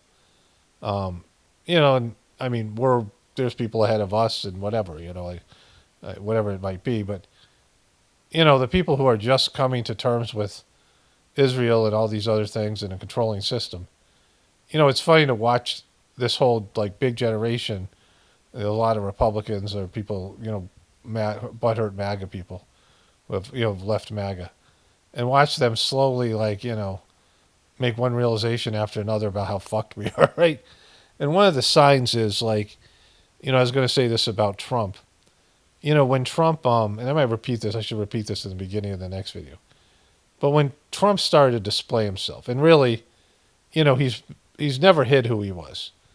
But he could have gone multiple ways as president. Like, we knew he was a bankrupt guy. He's going to be this, and we know who he was in his character, but you never knew how he was going to be as president. And, it's why I said that RFK Jr., I might vote for him, in the beginning before he turned out to be a piece of shit, just because it's the right thing to do, right? So I could imagine people voting for Trump during the first term, just because you didn't know what he would do, right? I mean, Barack Obama had that where he said he was against the Iraqi war. And so, he could say that because he wasn't a senator who had to vote on the Iraqi war. And so, he could say a lot of things just like Trump did, because they weren't politicians and they they didn't have a voting record. And so you didn't know what they were going to do, other than the fact that everybody's owned, right? These guys are all owned, and all these things. So, but Trump displayed himself at the end of his first term, and you knew he was a piece of shit, and he was just gonna. I mean, we didn't know he was going to be this bad because he's much better in his first term, but you kind of knew what he was going to do, and you can see who he's owned by, Israel, and the bankers and Wall Street. I mean, you knew this already, right? Like before that, but it was fully on display. And so, but now he's just fucking, he's gone full, like he's what the Democrats dreamed he would be. And the Democrats have been waiting for him to be this bad so that, you vote for them just because how bad Trump was. Like they don't have a platform, they don't have anything, but they can run their agenda through their next piece of shit president, whatever. That's that side of the power dynamic just because Trump is so bad. But if you're a Trumper, like it's the time in a relationship where the person's a piece of shit, right? And you keep on going back to them. Like you should have left him already, like as an abusive husband, and then you just sell your soul because you were supposed to do something and you just refused to do it. Like you should have quit your job. You should have left your husband or your wife. You should have, there's a point where it becomes obvious what you have to do and you just refuse to do it. And I'm not talking about because your kids or some extenuating circumstance. You have a clear choice. You have a path, and you just choose the fucking abusive path. You just choose to be a victim. You just put your head in the sand like so many MAGA people are, and you refuse to see the truth, and you refuse to admit it. And that's where we are. Okay, so I have some health comments to get to, and then I want to talk a little bit about some of the stuff I've been talking about. There's a bunch of stuff with Jesus here. I had a couple realizations about my situation, but I thought these comments played into it. Let me pull these up. So the last comment I know was about the health stuff. The person says, I've been listening. Oh, this is a Christian comment. So let me find the health stuff here. Okay, here's the first comment. The person writes, I'm 45, 5'9", 160 pounds, and here. Exercise every day, work construction, eat about 70% healthy. I like my sweets. Anyway, I have similar episodes like you've been describing since late 20s, and I've known others to have it as well. They are very good, health conscious, exercise, etc. One of them went to the doctor for it, no explanation. This year, I have many episodes like you're describing since here. This year I've had many instances where I thought I was going to have a heart attack, heart racing for no reason, and other old symptoms. My children have communicated to me that they were having the same odd symptoms and even heart racing for no reason. I believe these are sickness from south of the border that has come into the country or something has been released. There's a second part to this. Released into the country or something has been released. Sickness has definitely changed over the last 15 years. I don't take medicine or go to the doctor. I'm very much into home remedies. Something is off. Okay, so that's the first one. There was one other comment here, and the person writes, I think this person said that they were a registered nurse. I'm not sure if it's the same person. Paul, I wanted to give you a little info, with the heart fluttering. The problem with the heart is that not effectively pumping to the rest of your body. When it's doing that, so dangerous, possibly going into getting a cardiac exam. There might be remedies such as a pacemaker or medication that control that, but really should have it checked out by doing an EKG and having a cardiologist take a look. I'm worried about you. I really enjoy listening to you. I feel some duty. I'll give you at least that information because I have some knowledge in cardiovascular care, as previously mentioned to you before. Take care. Much love. So, again, I'm not bummed by the comment, but, it's just not for me. I'm not totally against allopathic medicine, but, well, here, let me just say this. I'll come back to both of these comments. So, I realized yesterday I started to get lightheaded and dizzy, and I think my dad had that as well, right? I think he was getting lightheaded and dizzy at some point. But then I realized, I've lost 20 pounds. give or take. It's, whatever. And since this incident, and I am, doing it because I take Beberine, again, not recommending anything. Beberine is sort of a natural Ozempic, and I've been taking that for a while because it helps also with blood sugar, which is a part of my recent tests, right? Which I'll explain in a moment as well. But I've been just eating less, and my biggest problem was eating at night, and I just stopped it. Sometimes I eat an apple and a piece of cheese, before bed, but I've just been eating less. Like I would eat till I got full, and sometimes I get so desperately hungry. My problem was always I had a fast metabolism. And there's a time where I was playing competitive basketball and I wanted to put on weight. I weighed 185, I was 6'1", and I was just ripped. And I was lifting weights, but I was, playing basketball 2 hours a day, lifting weights and just busy. My friends and I played sports all the time, like whatever it was. Like my friends had like volleyball nets up. We'd do shit like that on the weekend and play wiffle ball, just very active. And I just couldn't put on weight because I later found out I have the fastest metabolism you could have. People think about how slow I talk, and that's a choice. Like I used to talk so fast in these videos, no one could understand me. So it's become natural where I just slow down. But I'm actually kind of a sped up person, and the meditation has helped, and whatever. My brother has ADHD, like it's people who are just kind of hyper or whatever. I'm more relaxed than him, but whatever. And so I couldn't put on weight. And I was power eating, and I just wouldn't put on any weight. I was putting on muscle mass, but not, I just couldn't gain weight. And I didn't really start gaining weight till I was in my mid-30s, and I gained weight for a little bit, then lost it. And then, when I went through the divorce when I was age 50, I started drinking. We were eating meat, and I started drinking sodas and things. Not like I was in India. They had these things called Appy Fizz, and they were apple juice with fizz, but it was very sweet. And I felt like if I ate meat, I needed to, meat is considered yang in the macrobiotic, food system, and I needed yin. Like I need something sweet. Like it was just this weird thing, and I wasn't active, and I was stressed out. I mean, I was stressed out so much, like people were worried about me. People saw me like so. So I was going through this stressed out period, and my kids and I were in India, and the future was very uncertain. And, I put on a shit ton of weight. And I think I just continued to gain weight.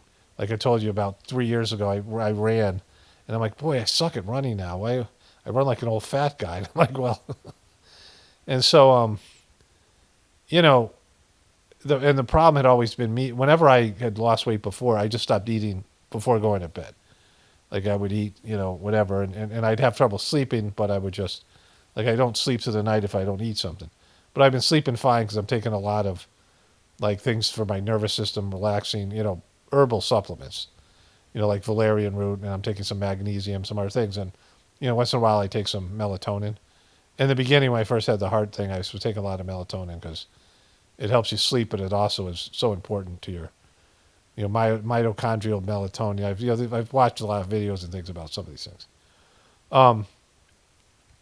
But I realize that a lot of times I'm hungry now because I've been, resisting eating. And that really helps me out if I eat, like I'm going to eat dinner a little bit if I'm really, really hungry. Like I process my food a lot better. But I think there was a point where my blood sugar was low. And it said on my recent tests that I've been in the past like hypoglycemic. And I think that that's caused me to be dizzy because the last couple of days I've been eating a little bit more, or I wasn't snacking as much and things because I still want to lose more weight, but I can't be passing out, right? So I talked about that. But then I realized, because I took these extensive tests. These are all, I took extensive blood tests and genetic tests, genetic markers and things particularly to do with cardiovascular stuff. They was fairly expensive, like this, and I was, I put on a heart monitor that I was supposed to wear for a week, and I came home and it bugged me so much. It was like right on my sternum and my chest, and it felt uncomfortable. I think I wore it one day, and then I had another one of those episodes, and I ripped it off. Like it was bugging me so much. I felt like I had trouble relaxing because my heart was racing. And one of the things that I was thinking about is how my family, my three of my grandparents, and I talk about my fourth one probably, he was a fireman, was in 2 world wars, World War I and II. He was a fireman before they had oxygen masks. He worked with chemicals and he smoked. And he died of lung cancer when he was 80 and probably would have outlived all my other grandparents. And all my other grandparents lived until they were 100, and his wife lived until she was 99. Lived until they were 90. They lived into their 90s. And my one grandmother almost lived to 100. Both of my parents lived well into their 90s, 95, whatever, 93. So, my family has genetic longevity. All my brothers and sisters, we all look 10 years younger than we actually are. We look younger. And, I thought about it. I'm like, well, there was no real heart issues, right? There was no heart problem. But I think I think there were some things. I think like my dad, I think he had dizzy spells, and I think his heart raced a few times. I know he had some panic attack type of thing. When he went to the dentist, he had this thing where his heart was racing. I think he complained about some of these things. And I think that if my parents and my grandparents were around today, they would get pipelined and they would take a bunch of allopathic shit and they would die younger. Like they would get all this allopathic medicine, this stuff that, they'd be diagnosed with something, often misdiagnosed, and they start giving you a bunch of shit that's actually bad for you. That's my thought, right? Because, there's people who really need to feel like there's a system and whatever. Like, I don't need that. Like, my fear is going to the hospital more than it is, worried that something's going to happen, because I don't, right? Like, I'll go to the hospital, and I was almost thinking we were going to have to when I was having the heart racing thing. But now that I've had it happen 4 times, I don't want to say it's normal, but, I know that it didn't kill me. And I know that, going to the hospital would only make it worse, right? But, I've said this before, there are healers and then there are doctors. And there are allopathic doctors and nurses who are healers. There are people who have healing energy. They just heal people. Like, they have natural healing energy. There's just something about them. And you can be any kind of a person. But if you are that kind of person, you have to broaden your horizons to other types of methodologies. And there's an energetic healing, right? And each person has their own kind of, what they want to do for medical care. And it's very clear to me that allopathic medicine, not all the time for me, but some of the big things, has really hurt me. And certainly COVID's hurt me, because, this is when all this stuff happened, and I know that COVID has negatively affected me. I brought my kids down to Florida. My grandparents always lived in Boca Raton, Florida. We lived in Connecticut, and we go down there every year. I loved Florida. And, I went to see my parents. It was the last time I saw them alive. And, we didn't have a great relationship, and they were incompetent, whatever. I love my parents, and I appreciate, the fundamental, they didn't kill me, right? So, they were, they're all right. But I just, they were so bad. And I went to their house, and my dad, he got like irritable bowel syndrome. And I had seen him, I think it was my nephew's wedding. I flew back to Connecticut for my nephew's wedding. And I think I was staying at my sister's house. And my dad ate dinner, and I could hear him just immediately have diarrhea. Like, it was bad. Like, everything that he ate was turning to diarrhea. And he was starting to get skinny. And my dad, he was older when he had me. When he was, when they had me as a, kid. My dad was like 44, I think it was. And, my mom was probably like 40. They were Catholics. And my mom was a very frail woman. She shouldn't have she had 5 kids and 2 miscarriages. They didn't believe in birth control. That was the whole thing. But, my dad, I saw him in an old video. They had a black and white video, and he was skinny, and I couldn't believe what he looked like. My dad was always, he had a big pot belly. He was about 5'10", and, and he was, kind of chubby the rest of the way. And he was like that until he got older. And so when he was in his, 70s and 80s, he started to get irritable bowel syndrome, and he couldn't keep his food down. And so I went to see him, and my dad was a walking skeleton. Like, he was fucked. Like, no meat on his bones, just like bone and skin. He couldn't see. He had 2 cataracts, couldn't see out of either eye.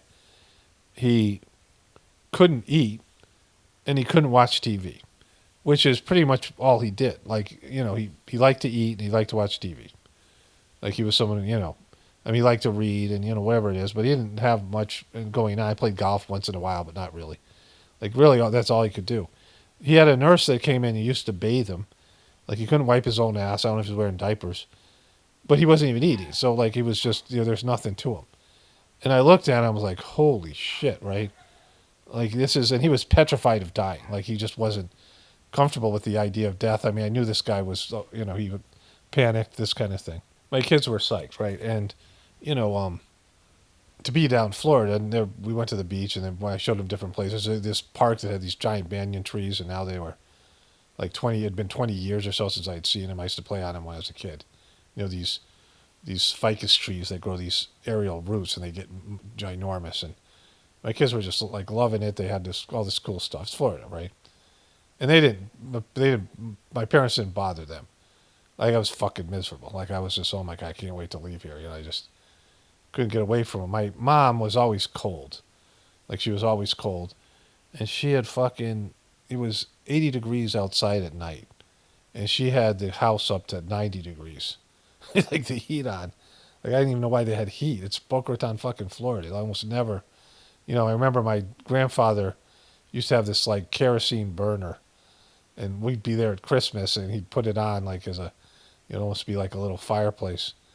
And, you know, maybe be cold in the morning, like, you know, but it's like 60, I mean, not, you know, fucking Florida, right? I mean, you know, and it's the southern part of Florida. But there was just everything about it. And I realized, you know, when I interacted with my mom, you know, they ran out of insurance, so they didn't have a caretaker anymore. I think they ended up putting my dad in a home. And what they do is they drain as much money as you have, every little bit of insurance, every little bit of stuff. And they give you stuff to keep you alive long enough for them to drain your resources. And that's when, once you're out of money, they cut off these medications that are keeping you alive, but you're a fucking zombie. Like, my dad was not living at all. Like, he couldn't eat, he couldn't, you know, they were watching they liked the Florida Marlins, right? There was a baseball team there. And I think they had won the World Series a few years earlier, but they had sold off their players. And I was in the living room, you know, we were sleeping in different places in the house, but it had like a 2-bedroom, and there was a breezeway. I think my kids slept out there. We sleep on the floor or something. And my mom, you know, could watch the game. She was in her room watching the game, and my dad was in his room, and there was a delay, so it was like reverberating. They both had their doors open, and my dad couldn't see the TV. He was just listening to it. And then they were at the table. He's like, why are the Florida Marlins so bad? And my mom's like, well, they sold off all the players, right? Like, they cut salary or something. Like, you know, I was unaware. I didn't really follow baseball. My dad's like, what? And I'm like, holy shit, look at these motherfuckers, right? This is their life? Like, who wants to die like that, right? I just, you know. Like, so when I saw these farmers, you know, when I first started farming, this 90-year-old guy and his wife, and they were still out working every day. And I'm like, you know, that's how I want to go. I want to die out in the fucking field. I want to be active. I don't want to sit there in some fucking bed and be kept alive by artificial medication long after everything that resembles a human being is gone. And there's the spiritual aspect for this as well. Okay, so I had to stop there. My wife had come home, and she came a little bit earlier than I expected. So, you know, we had dinner. I was making tacos. And it kind of worked out great because I had a whole kind of little bit of a physical episode. You know, but the spiritual thing I want to segue into, and it's really great that this happened, just timing-wise. You know, not accidentally. So I was making tacos, and I started to get a little dizzy. And, you know, I was dizzy the other day when my heart thing went, and I've had some episodes, and I said in the beginning of this voiceover, I think, I talked about how I was wondering if it's low blood sugar. And I don't want to say dizzy, lightheaded. It came and went as I was making tacos, and then, you know, probably had about 2 or 3 minutes left before I was done. And, you know, it's just been concerning, the whole thing.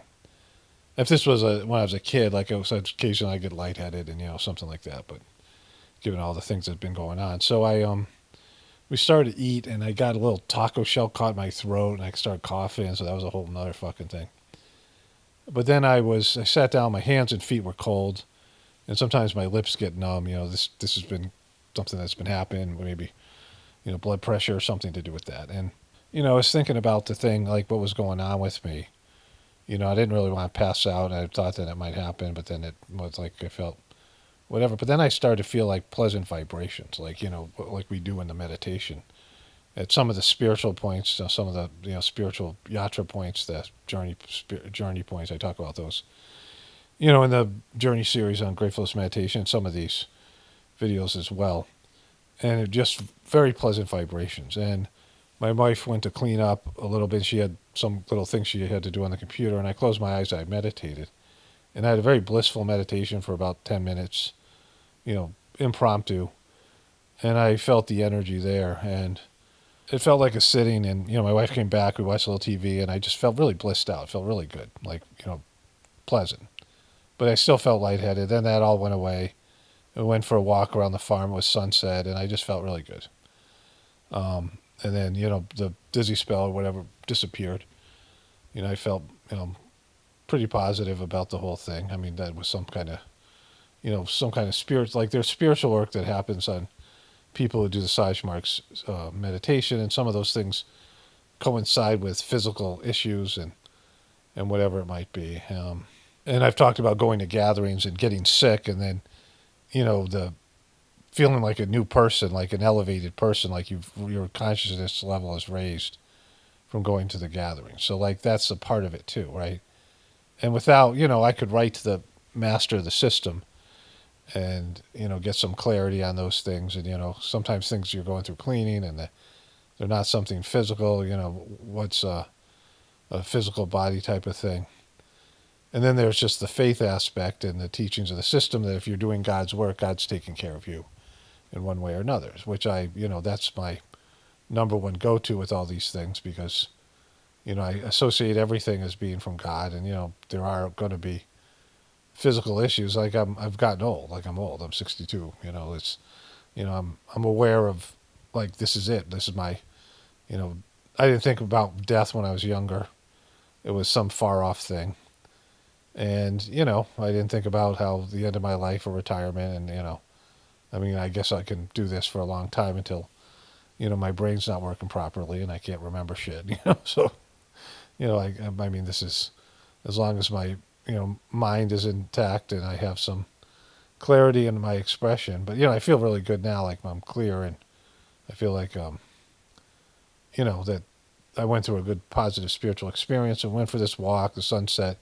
We came in, watched a little bit more TV, and then did the 9 p.m. prayer. And I felt the 9 p.m. prayer without realizing it was 9. Like I felt just a spiritual surge of energy. And I looked at my phone, and there was some times left, and we did the rest of it. And, I feel really good now. My wife dozed off, so I came in to do this voiceover. And, Master Chargy, he went into a coma for 6 months, and there was no successor. There was a guy who was supposed to be a successor, and he withdrew. And Chargy basically was dead for like 6 months. Like, I didn't know how bad it was until his son started talking about it, but they all thought he was going to die. Babaji, at the end of his life, he was in a coma for like 6 months, and then he died.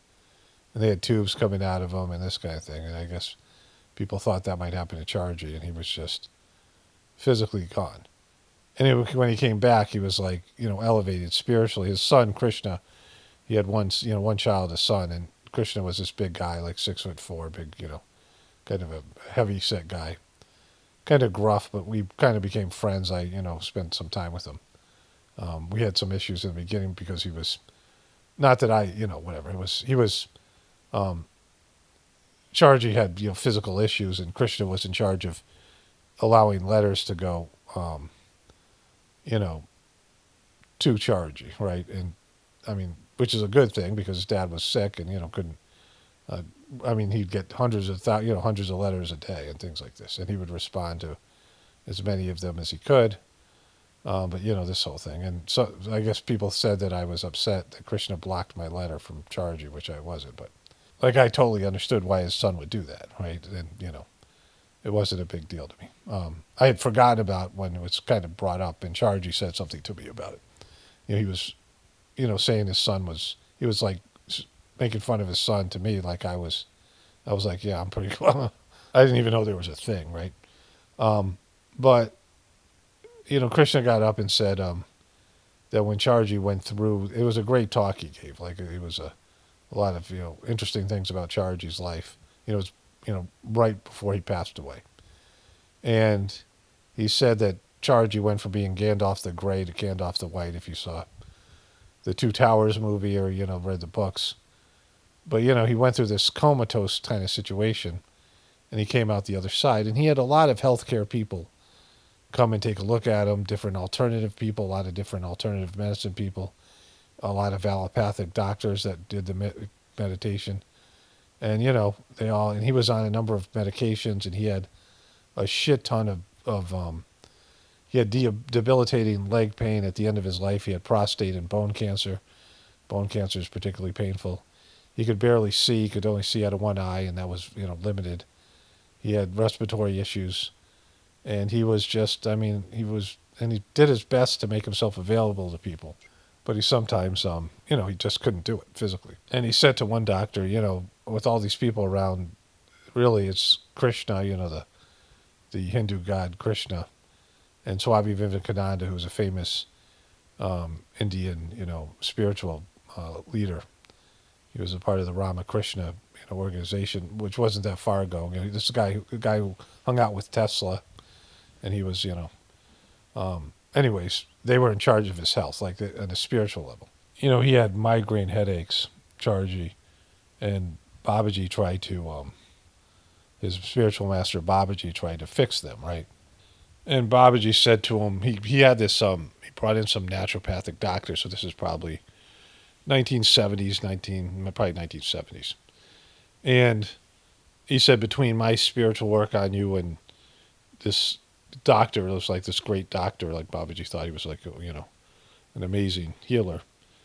He said, between us, we'll be able to fix this migraine.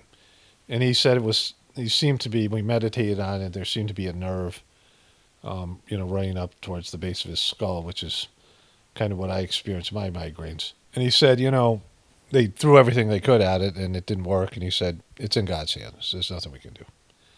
And just Chargy suffered from migraine. Like, it's just what happened, right?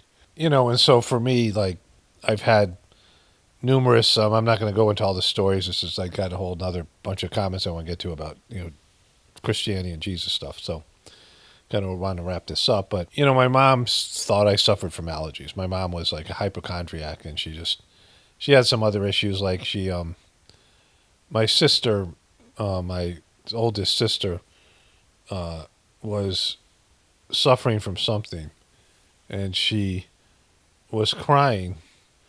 And, my mom was given this drops by a doctor. My mom told me this story, and she was judged by, my dad's mean Sicilian father and his Albanian mother. Like, she was an Irish Catholic, she was Irish and German. My mom was. And so, I don't know, they were living with my dad's parents or something, and she didn't feel welcomed. I don't know. My mom was an only child. I don't even know what happened. That's so long ago for me. I was the youngest. And my mom was giving these drops to my sister, and she would cry even more. And the Sicilian father, took a drop and said, it's pure alcohol. Like, you're giving her fucking alcohol. And like, they were old world. I don't know. Dark. There's a lot of darkness in that fucking house. I only went there, they were in their 90s, and, it was pretty fucked up. But, so I don't know. My mom had weird stuff. I don't know if that, she was, traumatized by that in some way. I don't know. But I had allergies, and she was over concerned with them, and I didn't notice them. I didn't care. She put me on Actifid, which was I was a little kid, like 7, 8 years old, taking Actifid. When I was in 3rd grade, she found out there was this operation they do on adenoids, where I don't know what it was, but they stuck the doctor stuck a metal tube up my nose and into my sinuses. And if you see where the adenoids is, and he blasted, which I think was steroids, and I was tears were. It was fucking the worst pain I think I felt in my life. Certainly up to that point, but like it was very sensitive area, and whatever he was putting in there burned, and it fucking hurt. And I was just sitting there because I was like a good kid, and I've been pain tolerant, and tears were just pouring down my face. I was in so much pain, and I'm not saying anything. And my mom said, "Stop," and she stopped the operation. I went home, and I woke up the next day, and I looked in the mirror, and my two glands on my neck were swollen like fucking like each one was half of a softball. Like my neck was completely swollen. Went to the doctor, and I got mononucleosis, and my mom fucked me up with her fucking paranoid bullshit, right? Which I still don't appreciate. And and this fucking quack of a doctor and this whole bullshit. So I'm not a big fan. I've had a number of issues since then with allopathic medicine. It's very clear to me it doesn't work. And after, they fucked me up with COVID too. That they released a biological weapon. These like fucking these demons, and these and all the allopathic medicine is, and all the way they treated it, and all the people who were complicit. So, now more than ever, I'm just not into it. And what I kind of did most of my adult life is I never went to the doctor. I would just sleep it off. I would be sick, and if I got an infection, I just couldn't shake it. I would go get some antibiotics, but for the most part, I didn't. Then I found out about alternative medicine. My ex knew about herbalism. My wife now knows about herbs and supplements, and she's been doing like lots of different. She makes tinctures, and and I've been very happy with all that stuff and being preventative, and I have good genetics. I get sick, but I don't. I haven't seen a doctor in years, and don't plan to. And I'm on that sort of trajectory. The first master of the system, Lology. I told people to do the gratefulness meditation about this video. It's on YouTube, and they did a very amateurish, low budget movie of Lology's life, and not too much is known about him. But at the end of his life, they have these people called the British Rajas, and they were Indian kings. King means Raj means king, right? And so they had these Indian Rajas that worked for the British government. They were kind of like sellouts. They were collaborators with the British invaders. And Lology had a abscess of his liver, and they were going to do an operation. And they show them it in the movie. And there's not many stories about the guy, but this is one of the stories. And he is waiting in the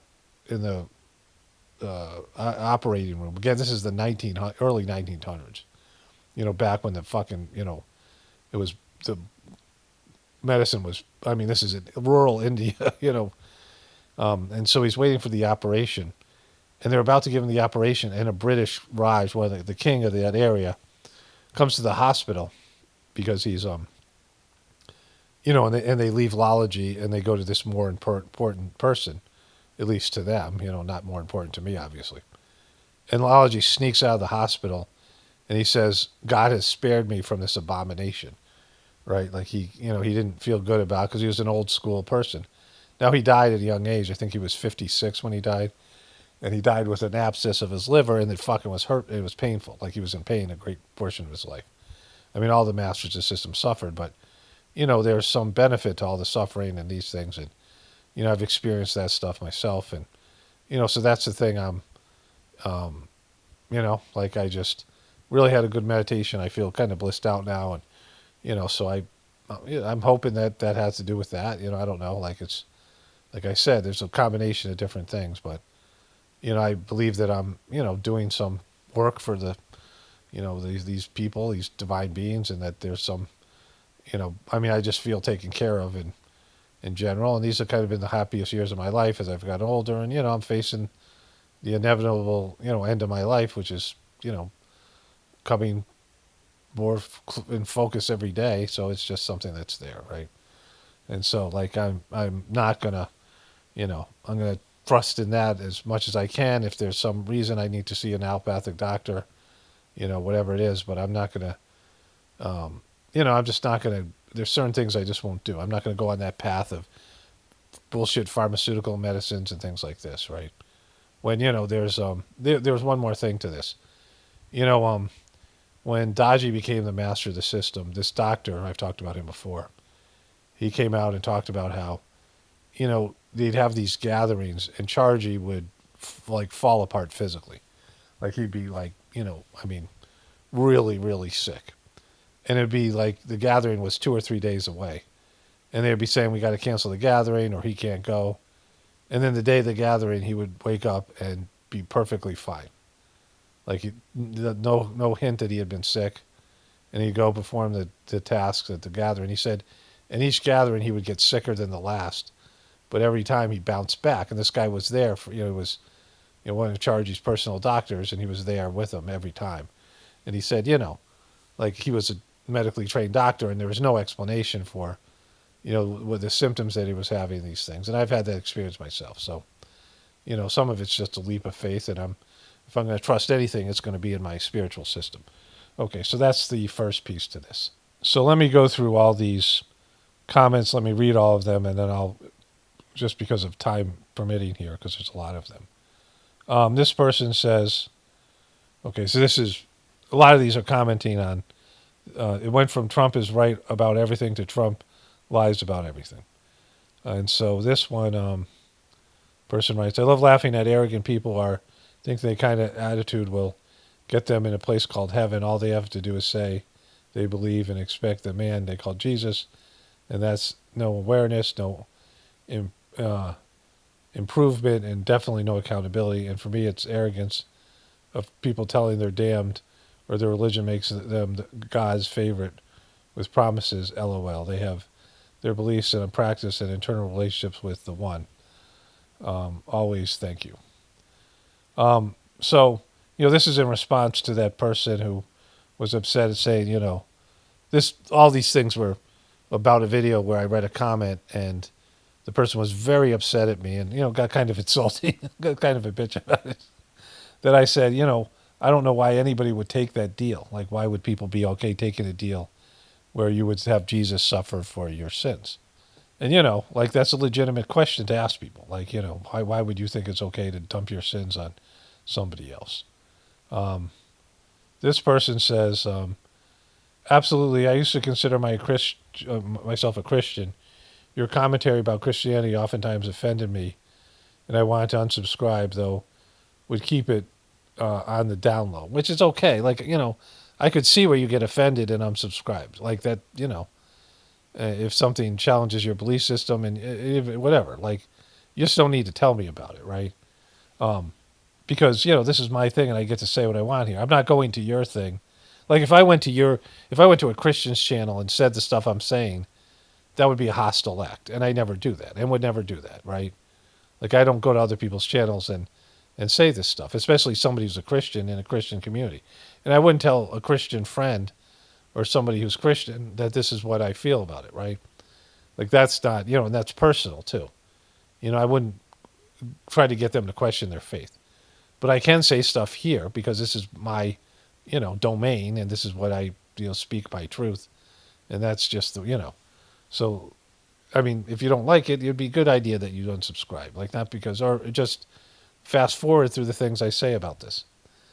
I was even on my way to converting to Eastern Orthodox Christianity last year, converting to Eastern Orthodox Christian last year.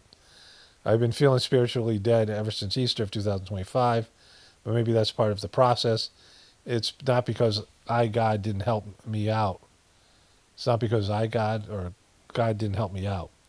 Rather, because I began to notice how much an impact my lukewarm Catholic upbringing had on me. Having a crisis of faith has me feeling like a boat without oars, but maybe that's part of the process. I've seen many wonderful supernatural things, creepy stuff too, so I know there's something. You can always pray to God to send you on the right path. Pray directly to God to help you find the right path.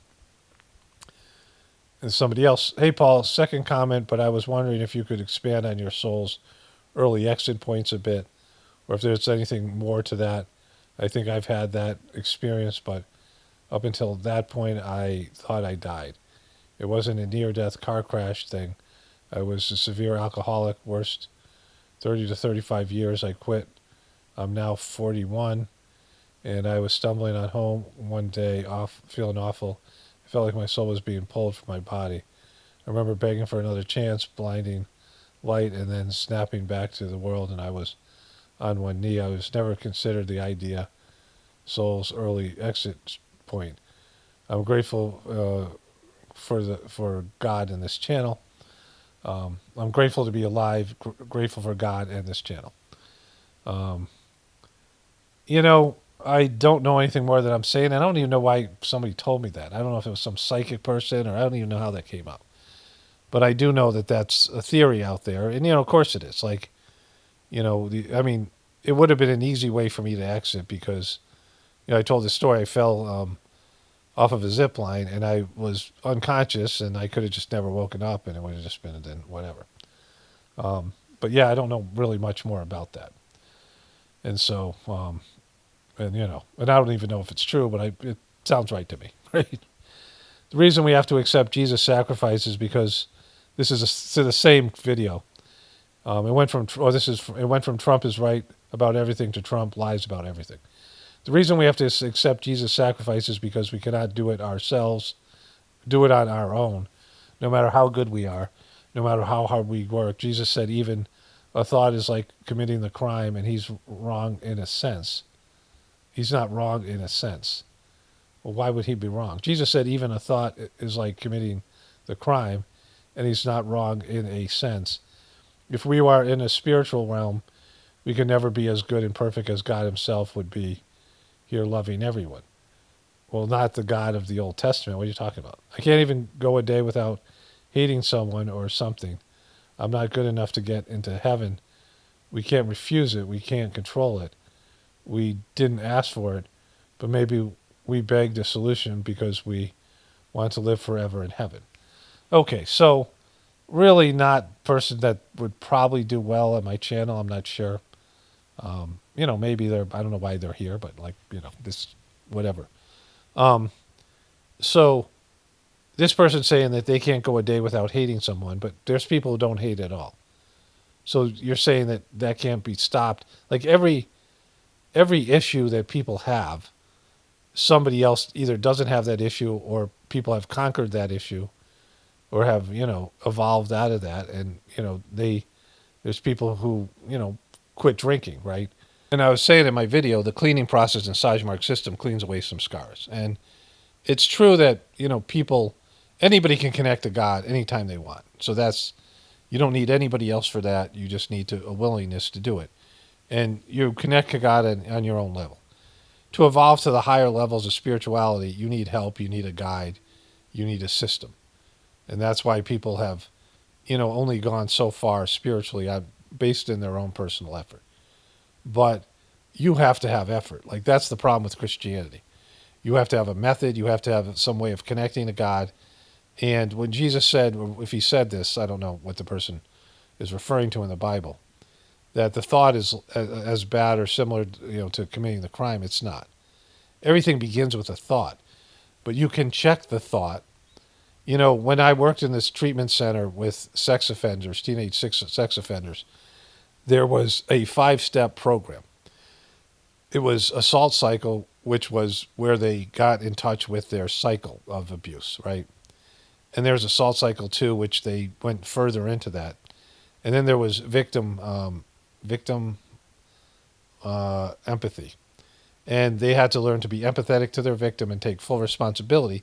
And if their victim was in their house, say it was like a 15-year-old kid that abused his 8-year-old sister, the brother had to apologize to the sister, take full responsibility in a way that was sincere before they would even consider letting the kid back into the house, right? And then there was relapse prevention 1 and 2, and this is what I'm going to reference in terms of what this person was talking about. And in that relapse prevention, they would have these different stages in the cycle. And I've gone through this. I've made videos about this, and someday I'll talk about it again. Maybe I should just do that, even within all this kind of bullshit, right? And they had to find interventions to break the cycle. And, I think it worked for some of the kids. And it might have worked some of the times, right? It might have worked partially before the kid relapsed. And maybe some kids it worked completely. I don't know, right? But if you were doing any kind of, and this is just counseling, like the Sajmark method of cleaning, and, that it's a better system, much better than counseling. But I know this counseling could work for some kids, and if they took the right attitude. So, using your thought force to stop your cycle of behavior. And it was always about being a victim. Like that was the first step into this assault cycle. Being a victim, having a poor me statement. And so you can work on these things. And that's where Christianity fails. Because you can become a better person. You can work on your deviant thoughts and deviant tendencies. And there is spiritual practices and systems out there that can help that. And I say that it exists. And if you had those kind of issues, why wouldn't you try it? Like, I'm not saying people should try it, but why wouldn't they? Like, I've said this over and over again, and I articulate it in a way that I think is accessible to even, people who aren't that smart. And, I've experienced it myself working. And just, the whole wearing away at the negative tendencies. And so, it can be done, and it's been done by other people. And so, like the stuff your religion tells you is not, it's a lot of it's just BS, right? Because I think this is, okay, so let me see. Is this the first one here? Okay, I think this is it here. I've been listening and learning from you on and off perfectly timed points. I don't know, 20 years. I'm a Christian. This introduction of the most brilliant, this introduction is one of the most brilliant. This is my video. It went from Trump is right about everything to Trump lies about everything. This introduction is one of the most brilliant. I'm not a hypo-Christian. I don't think you estimate the Jesus level. He said, you go on to do greater things than me, John 14:12. And I would have loved turning water into wine in my 20s. I'm not sure what in the 20s to impress my friends. I recognize this person's, name and thumbnail. My point is not criticism. I hold you in the highest regard. If humanity and Christendom were 1/10 of Jesus' spiritual level, we would essentially have on earth as it is in heaven. Many blessings, Paul. Thank you for the content. Once I saved a baby possum from a roadkill mother's pouch. True story. I think that was to do with my duck story. But then the person wrote this comment afterwards. As a Christian, I have always had trouble with the burden of my own evil uploaded through his blood. This is corruption of Jesus' teaching, dying for your sins. Do as they will, Luciferian subversion. Jesus would clean you and say, go and sin no more. All right, so I'm not sure what those things meant, but I had seen them when I was going through the comments. As a Catholic, I took the wafer. It was this fucking horrific piece of bread that tasted like cardboard. And it was supposed to be eating Jesus' body, which is completely fucked. And then occasionally I drank the wine, like some churches, like the church I went to didn't give you wine. And it was like god awful, whatever. And we were all sipping from the same fucking goblet. It was fucking gross. They had this shitty holy water. And all of it, none of it had energy in it. Like, the spiritual energy that I've experienced at different places. I've gone into some churches that have great spiritual energy. Probably because they have a gifted pastor who's, spiritual in his way or whatever. Spiritual, but just has not a good method. Because there's no method in Christianity to connect to God. Like there's, if it is, it's buried in the books. It's not part of the dogma and the doctrine. But, there are spiritual places in every religion, and there's spiritual people in every religion, right? But this stuff, obsession with Jesus' body and blood, and that the blood of Christ, that's just fucking gross and wrong. His spiritual energy is prana. Everyone has spiritual energy, and you can feel it. It's called prana. It's also your life force, and it's God's love, and you can't exist a second without it. And a real spiritual person admits prana, and it feels great to be around them because they're broadcasting love and energy all the time. And it's something that I've experienced that Christians haven't, right? So I understand Jesus' life in a different way, like any other of the people who are spiritual beings, because I've experienced being around such people, numerous people, not just the master of the system.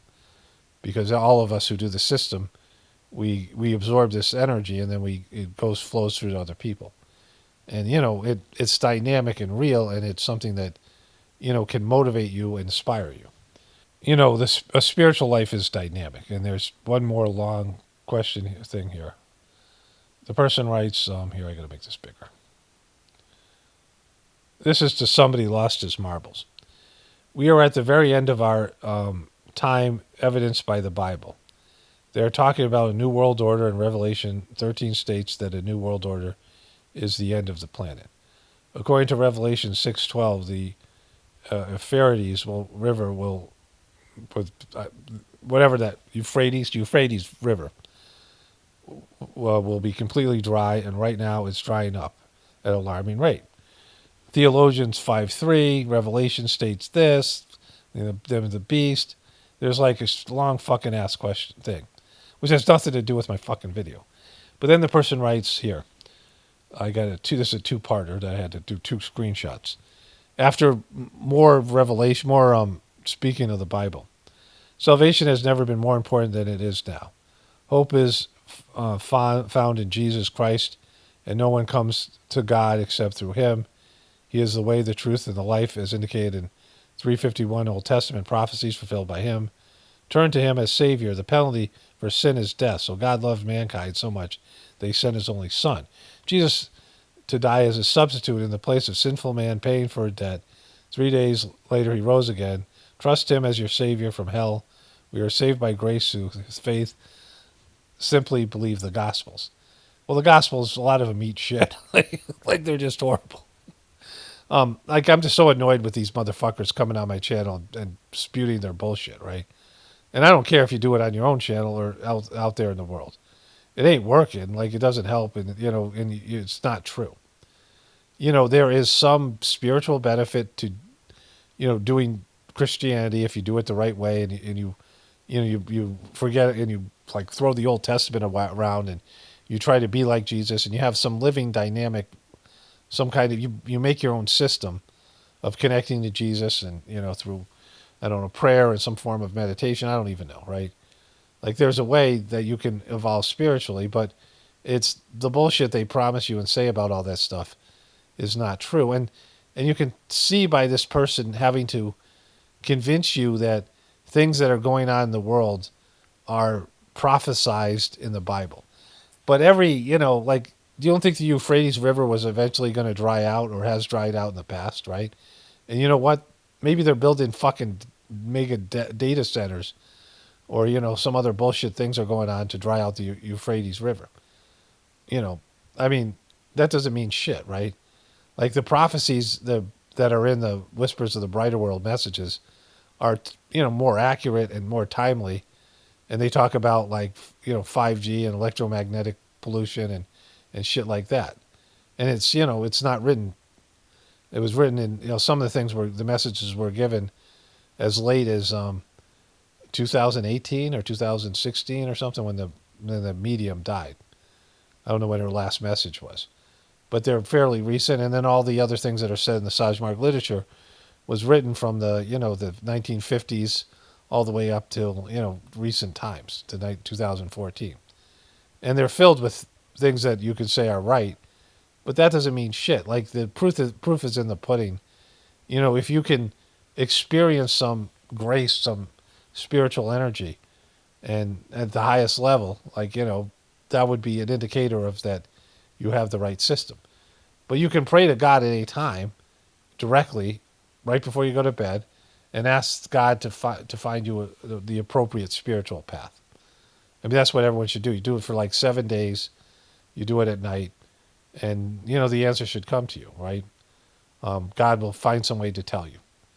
And so, people don't even want to do that. Like, how could that hurt you? Pray to God and say, am I doing the right thing? You know, what would be my best, what would be the best spiritual path for me? What's the best way to connect to you? You know, find some way to phrase it, any way that you can want to put it in front of God, and then wait with an open mind and open heart for an answer. Anyways, I got to wrap this one up here.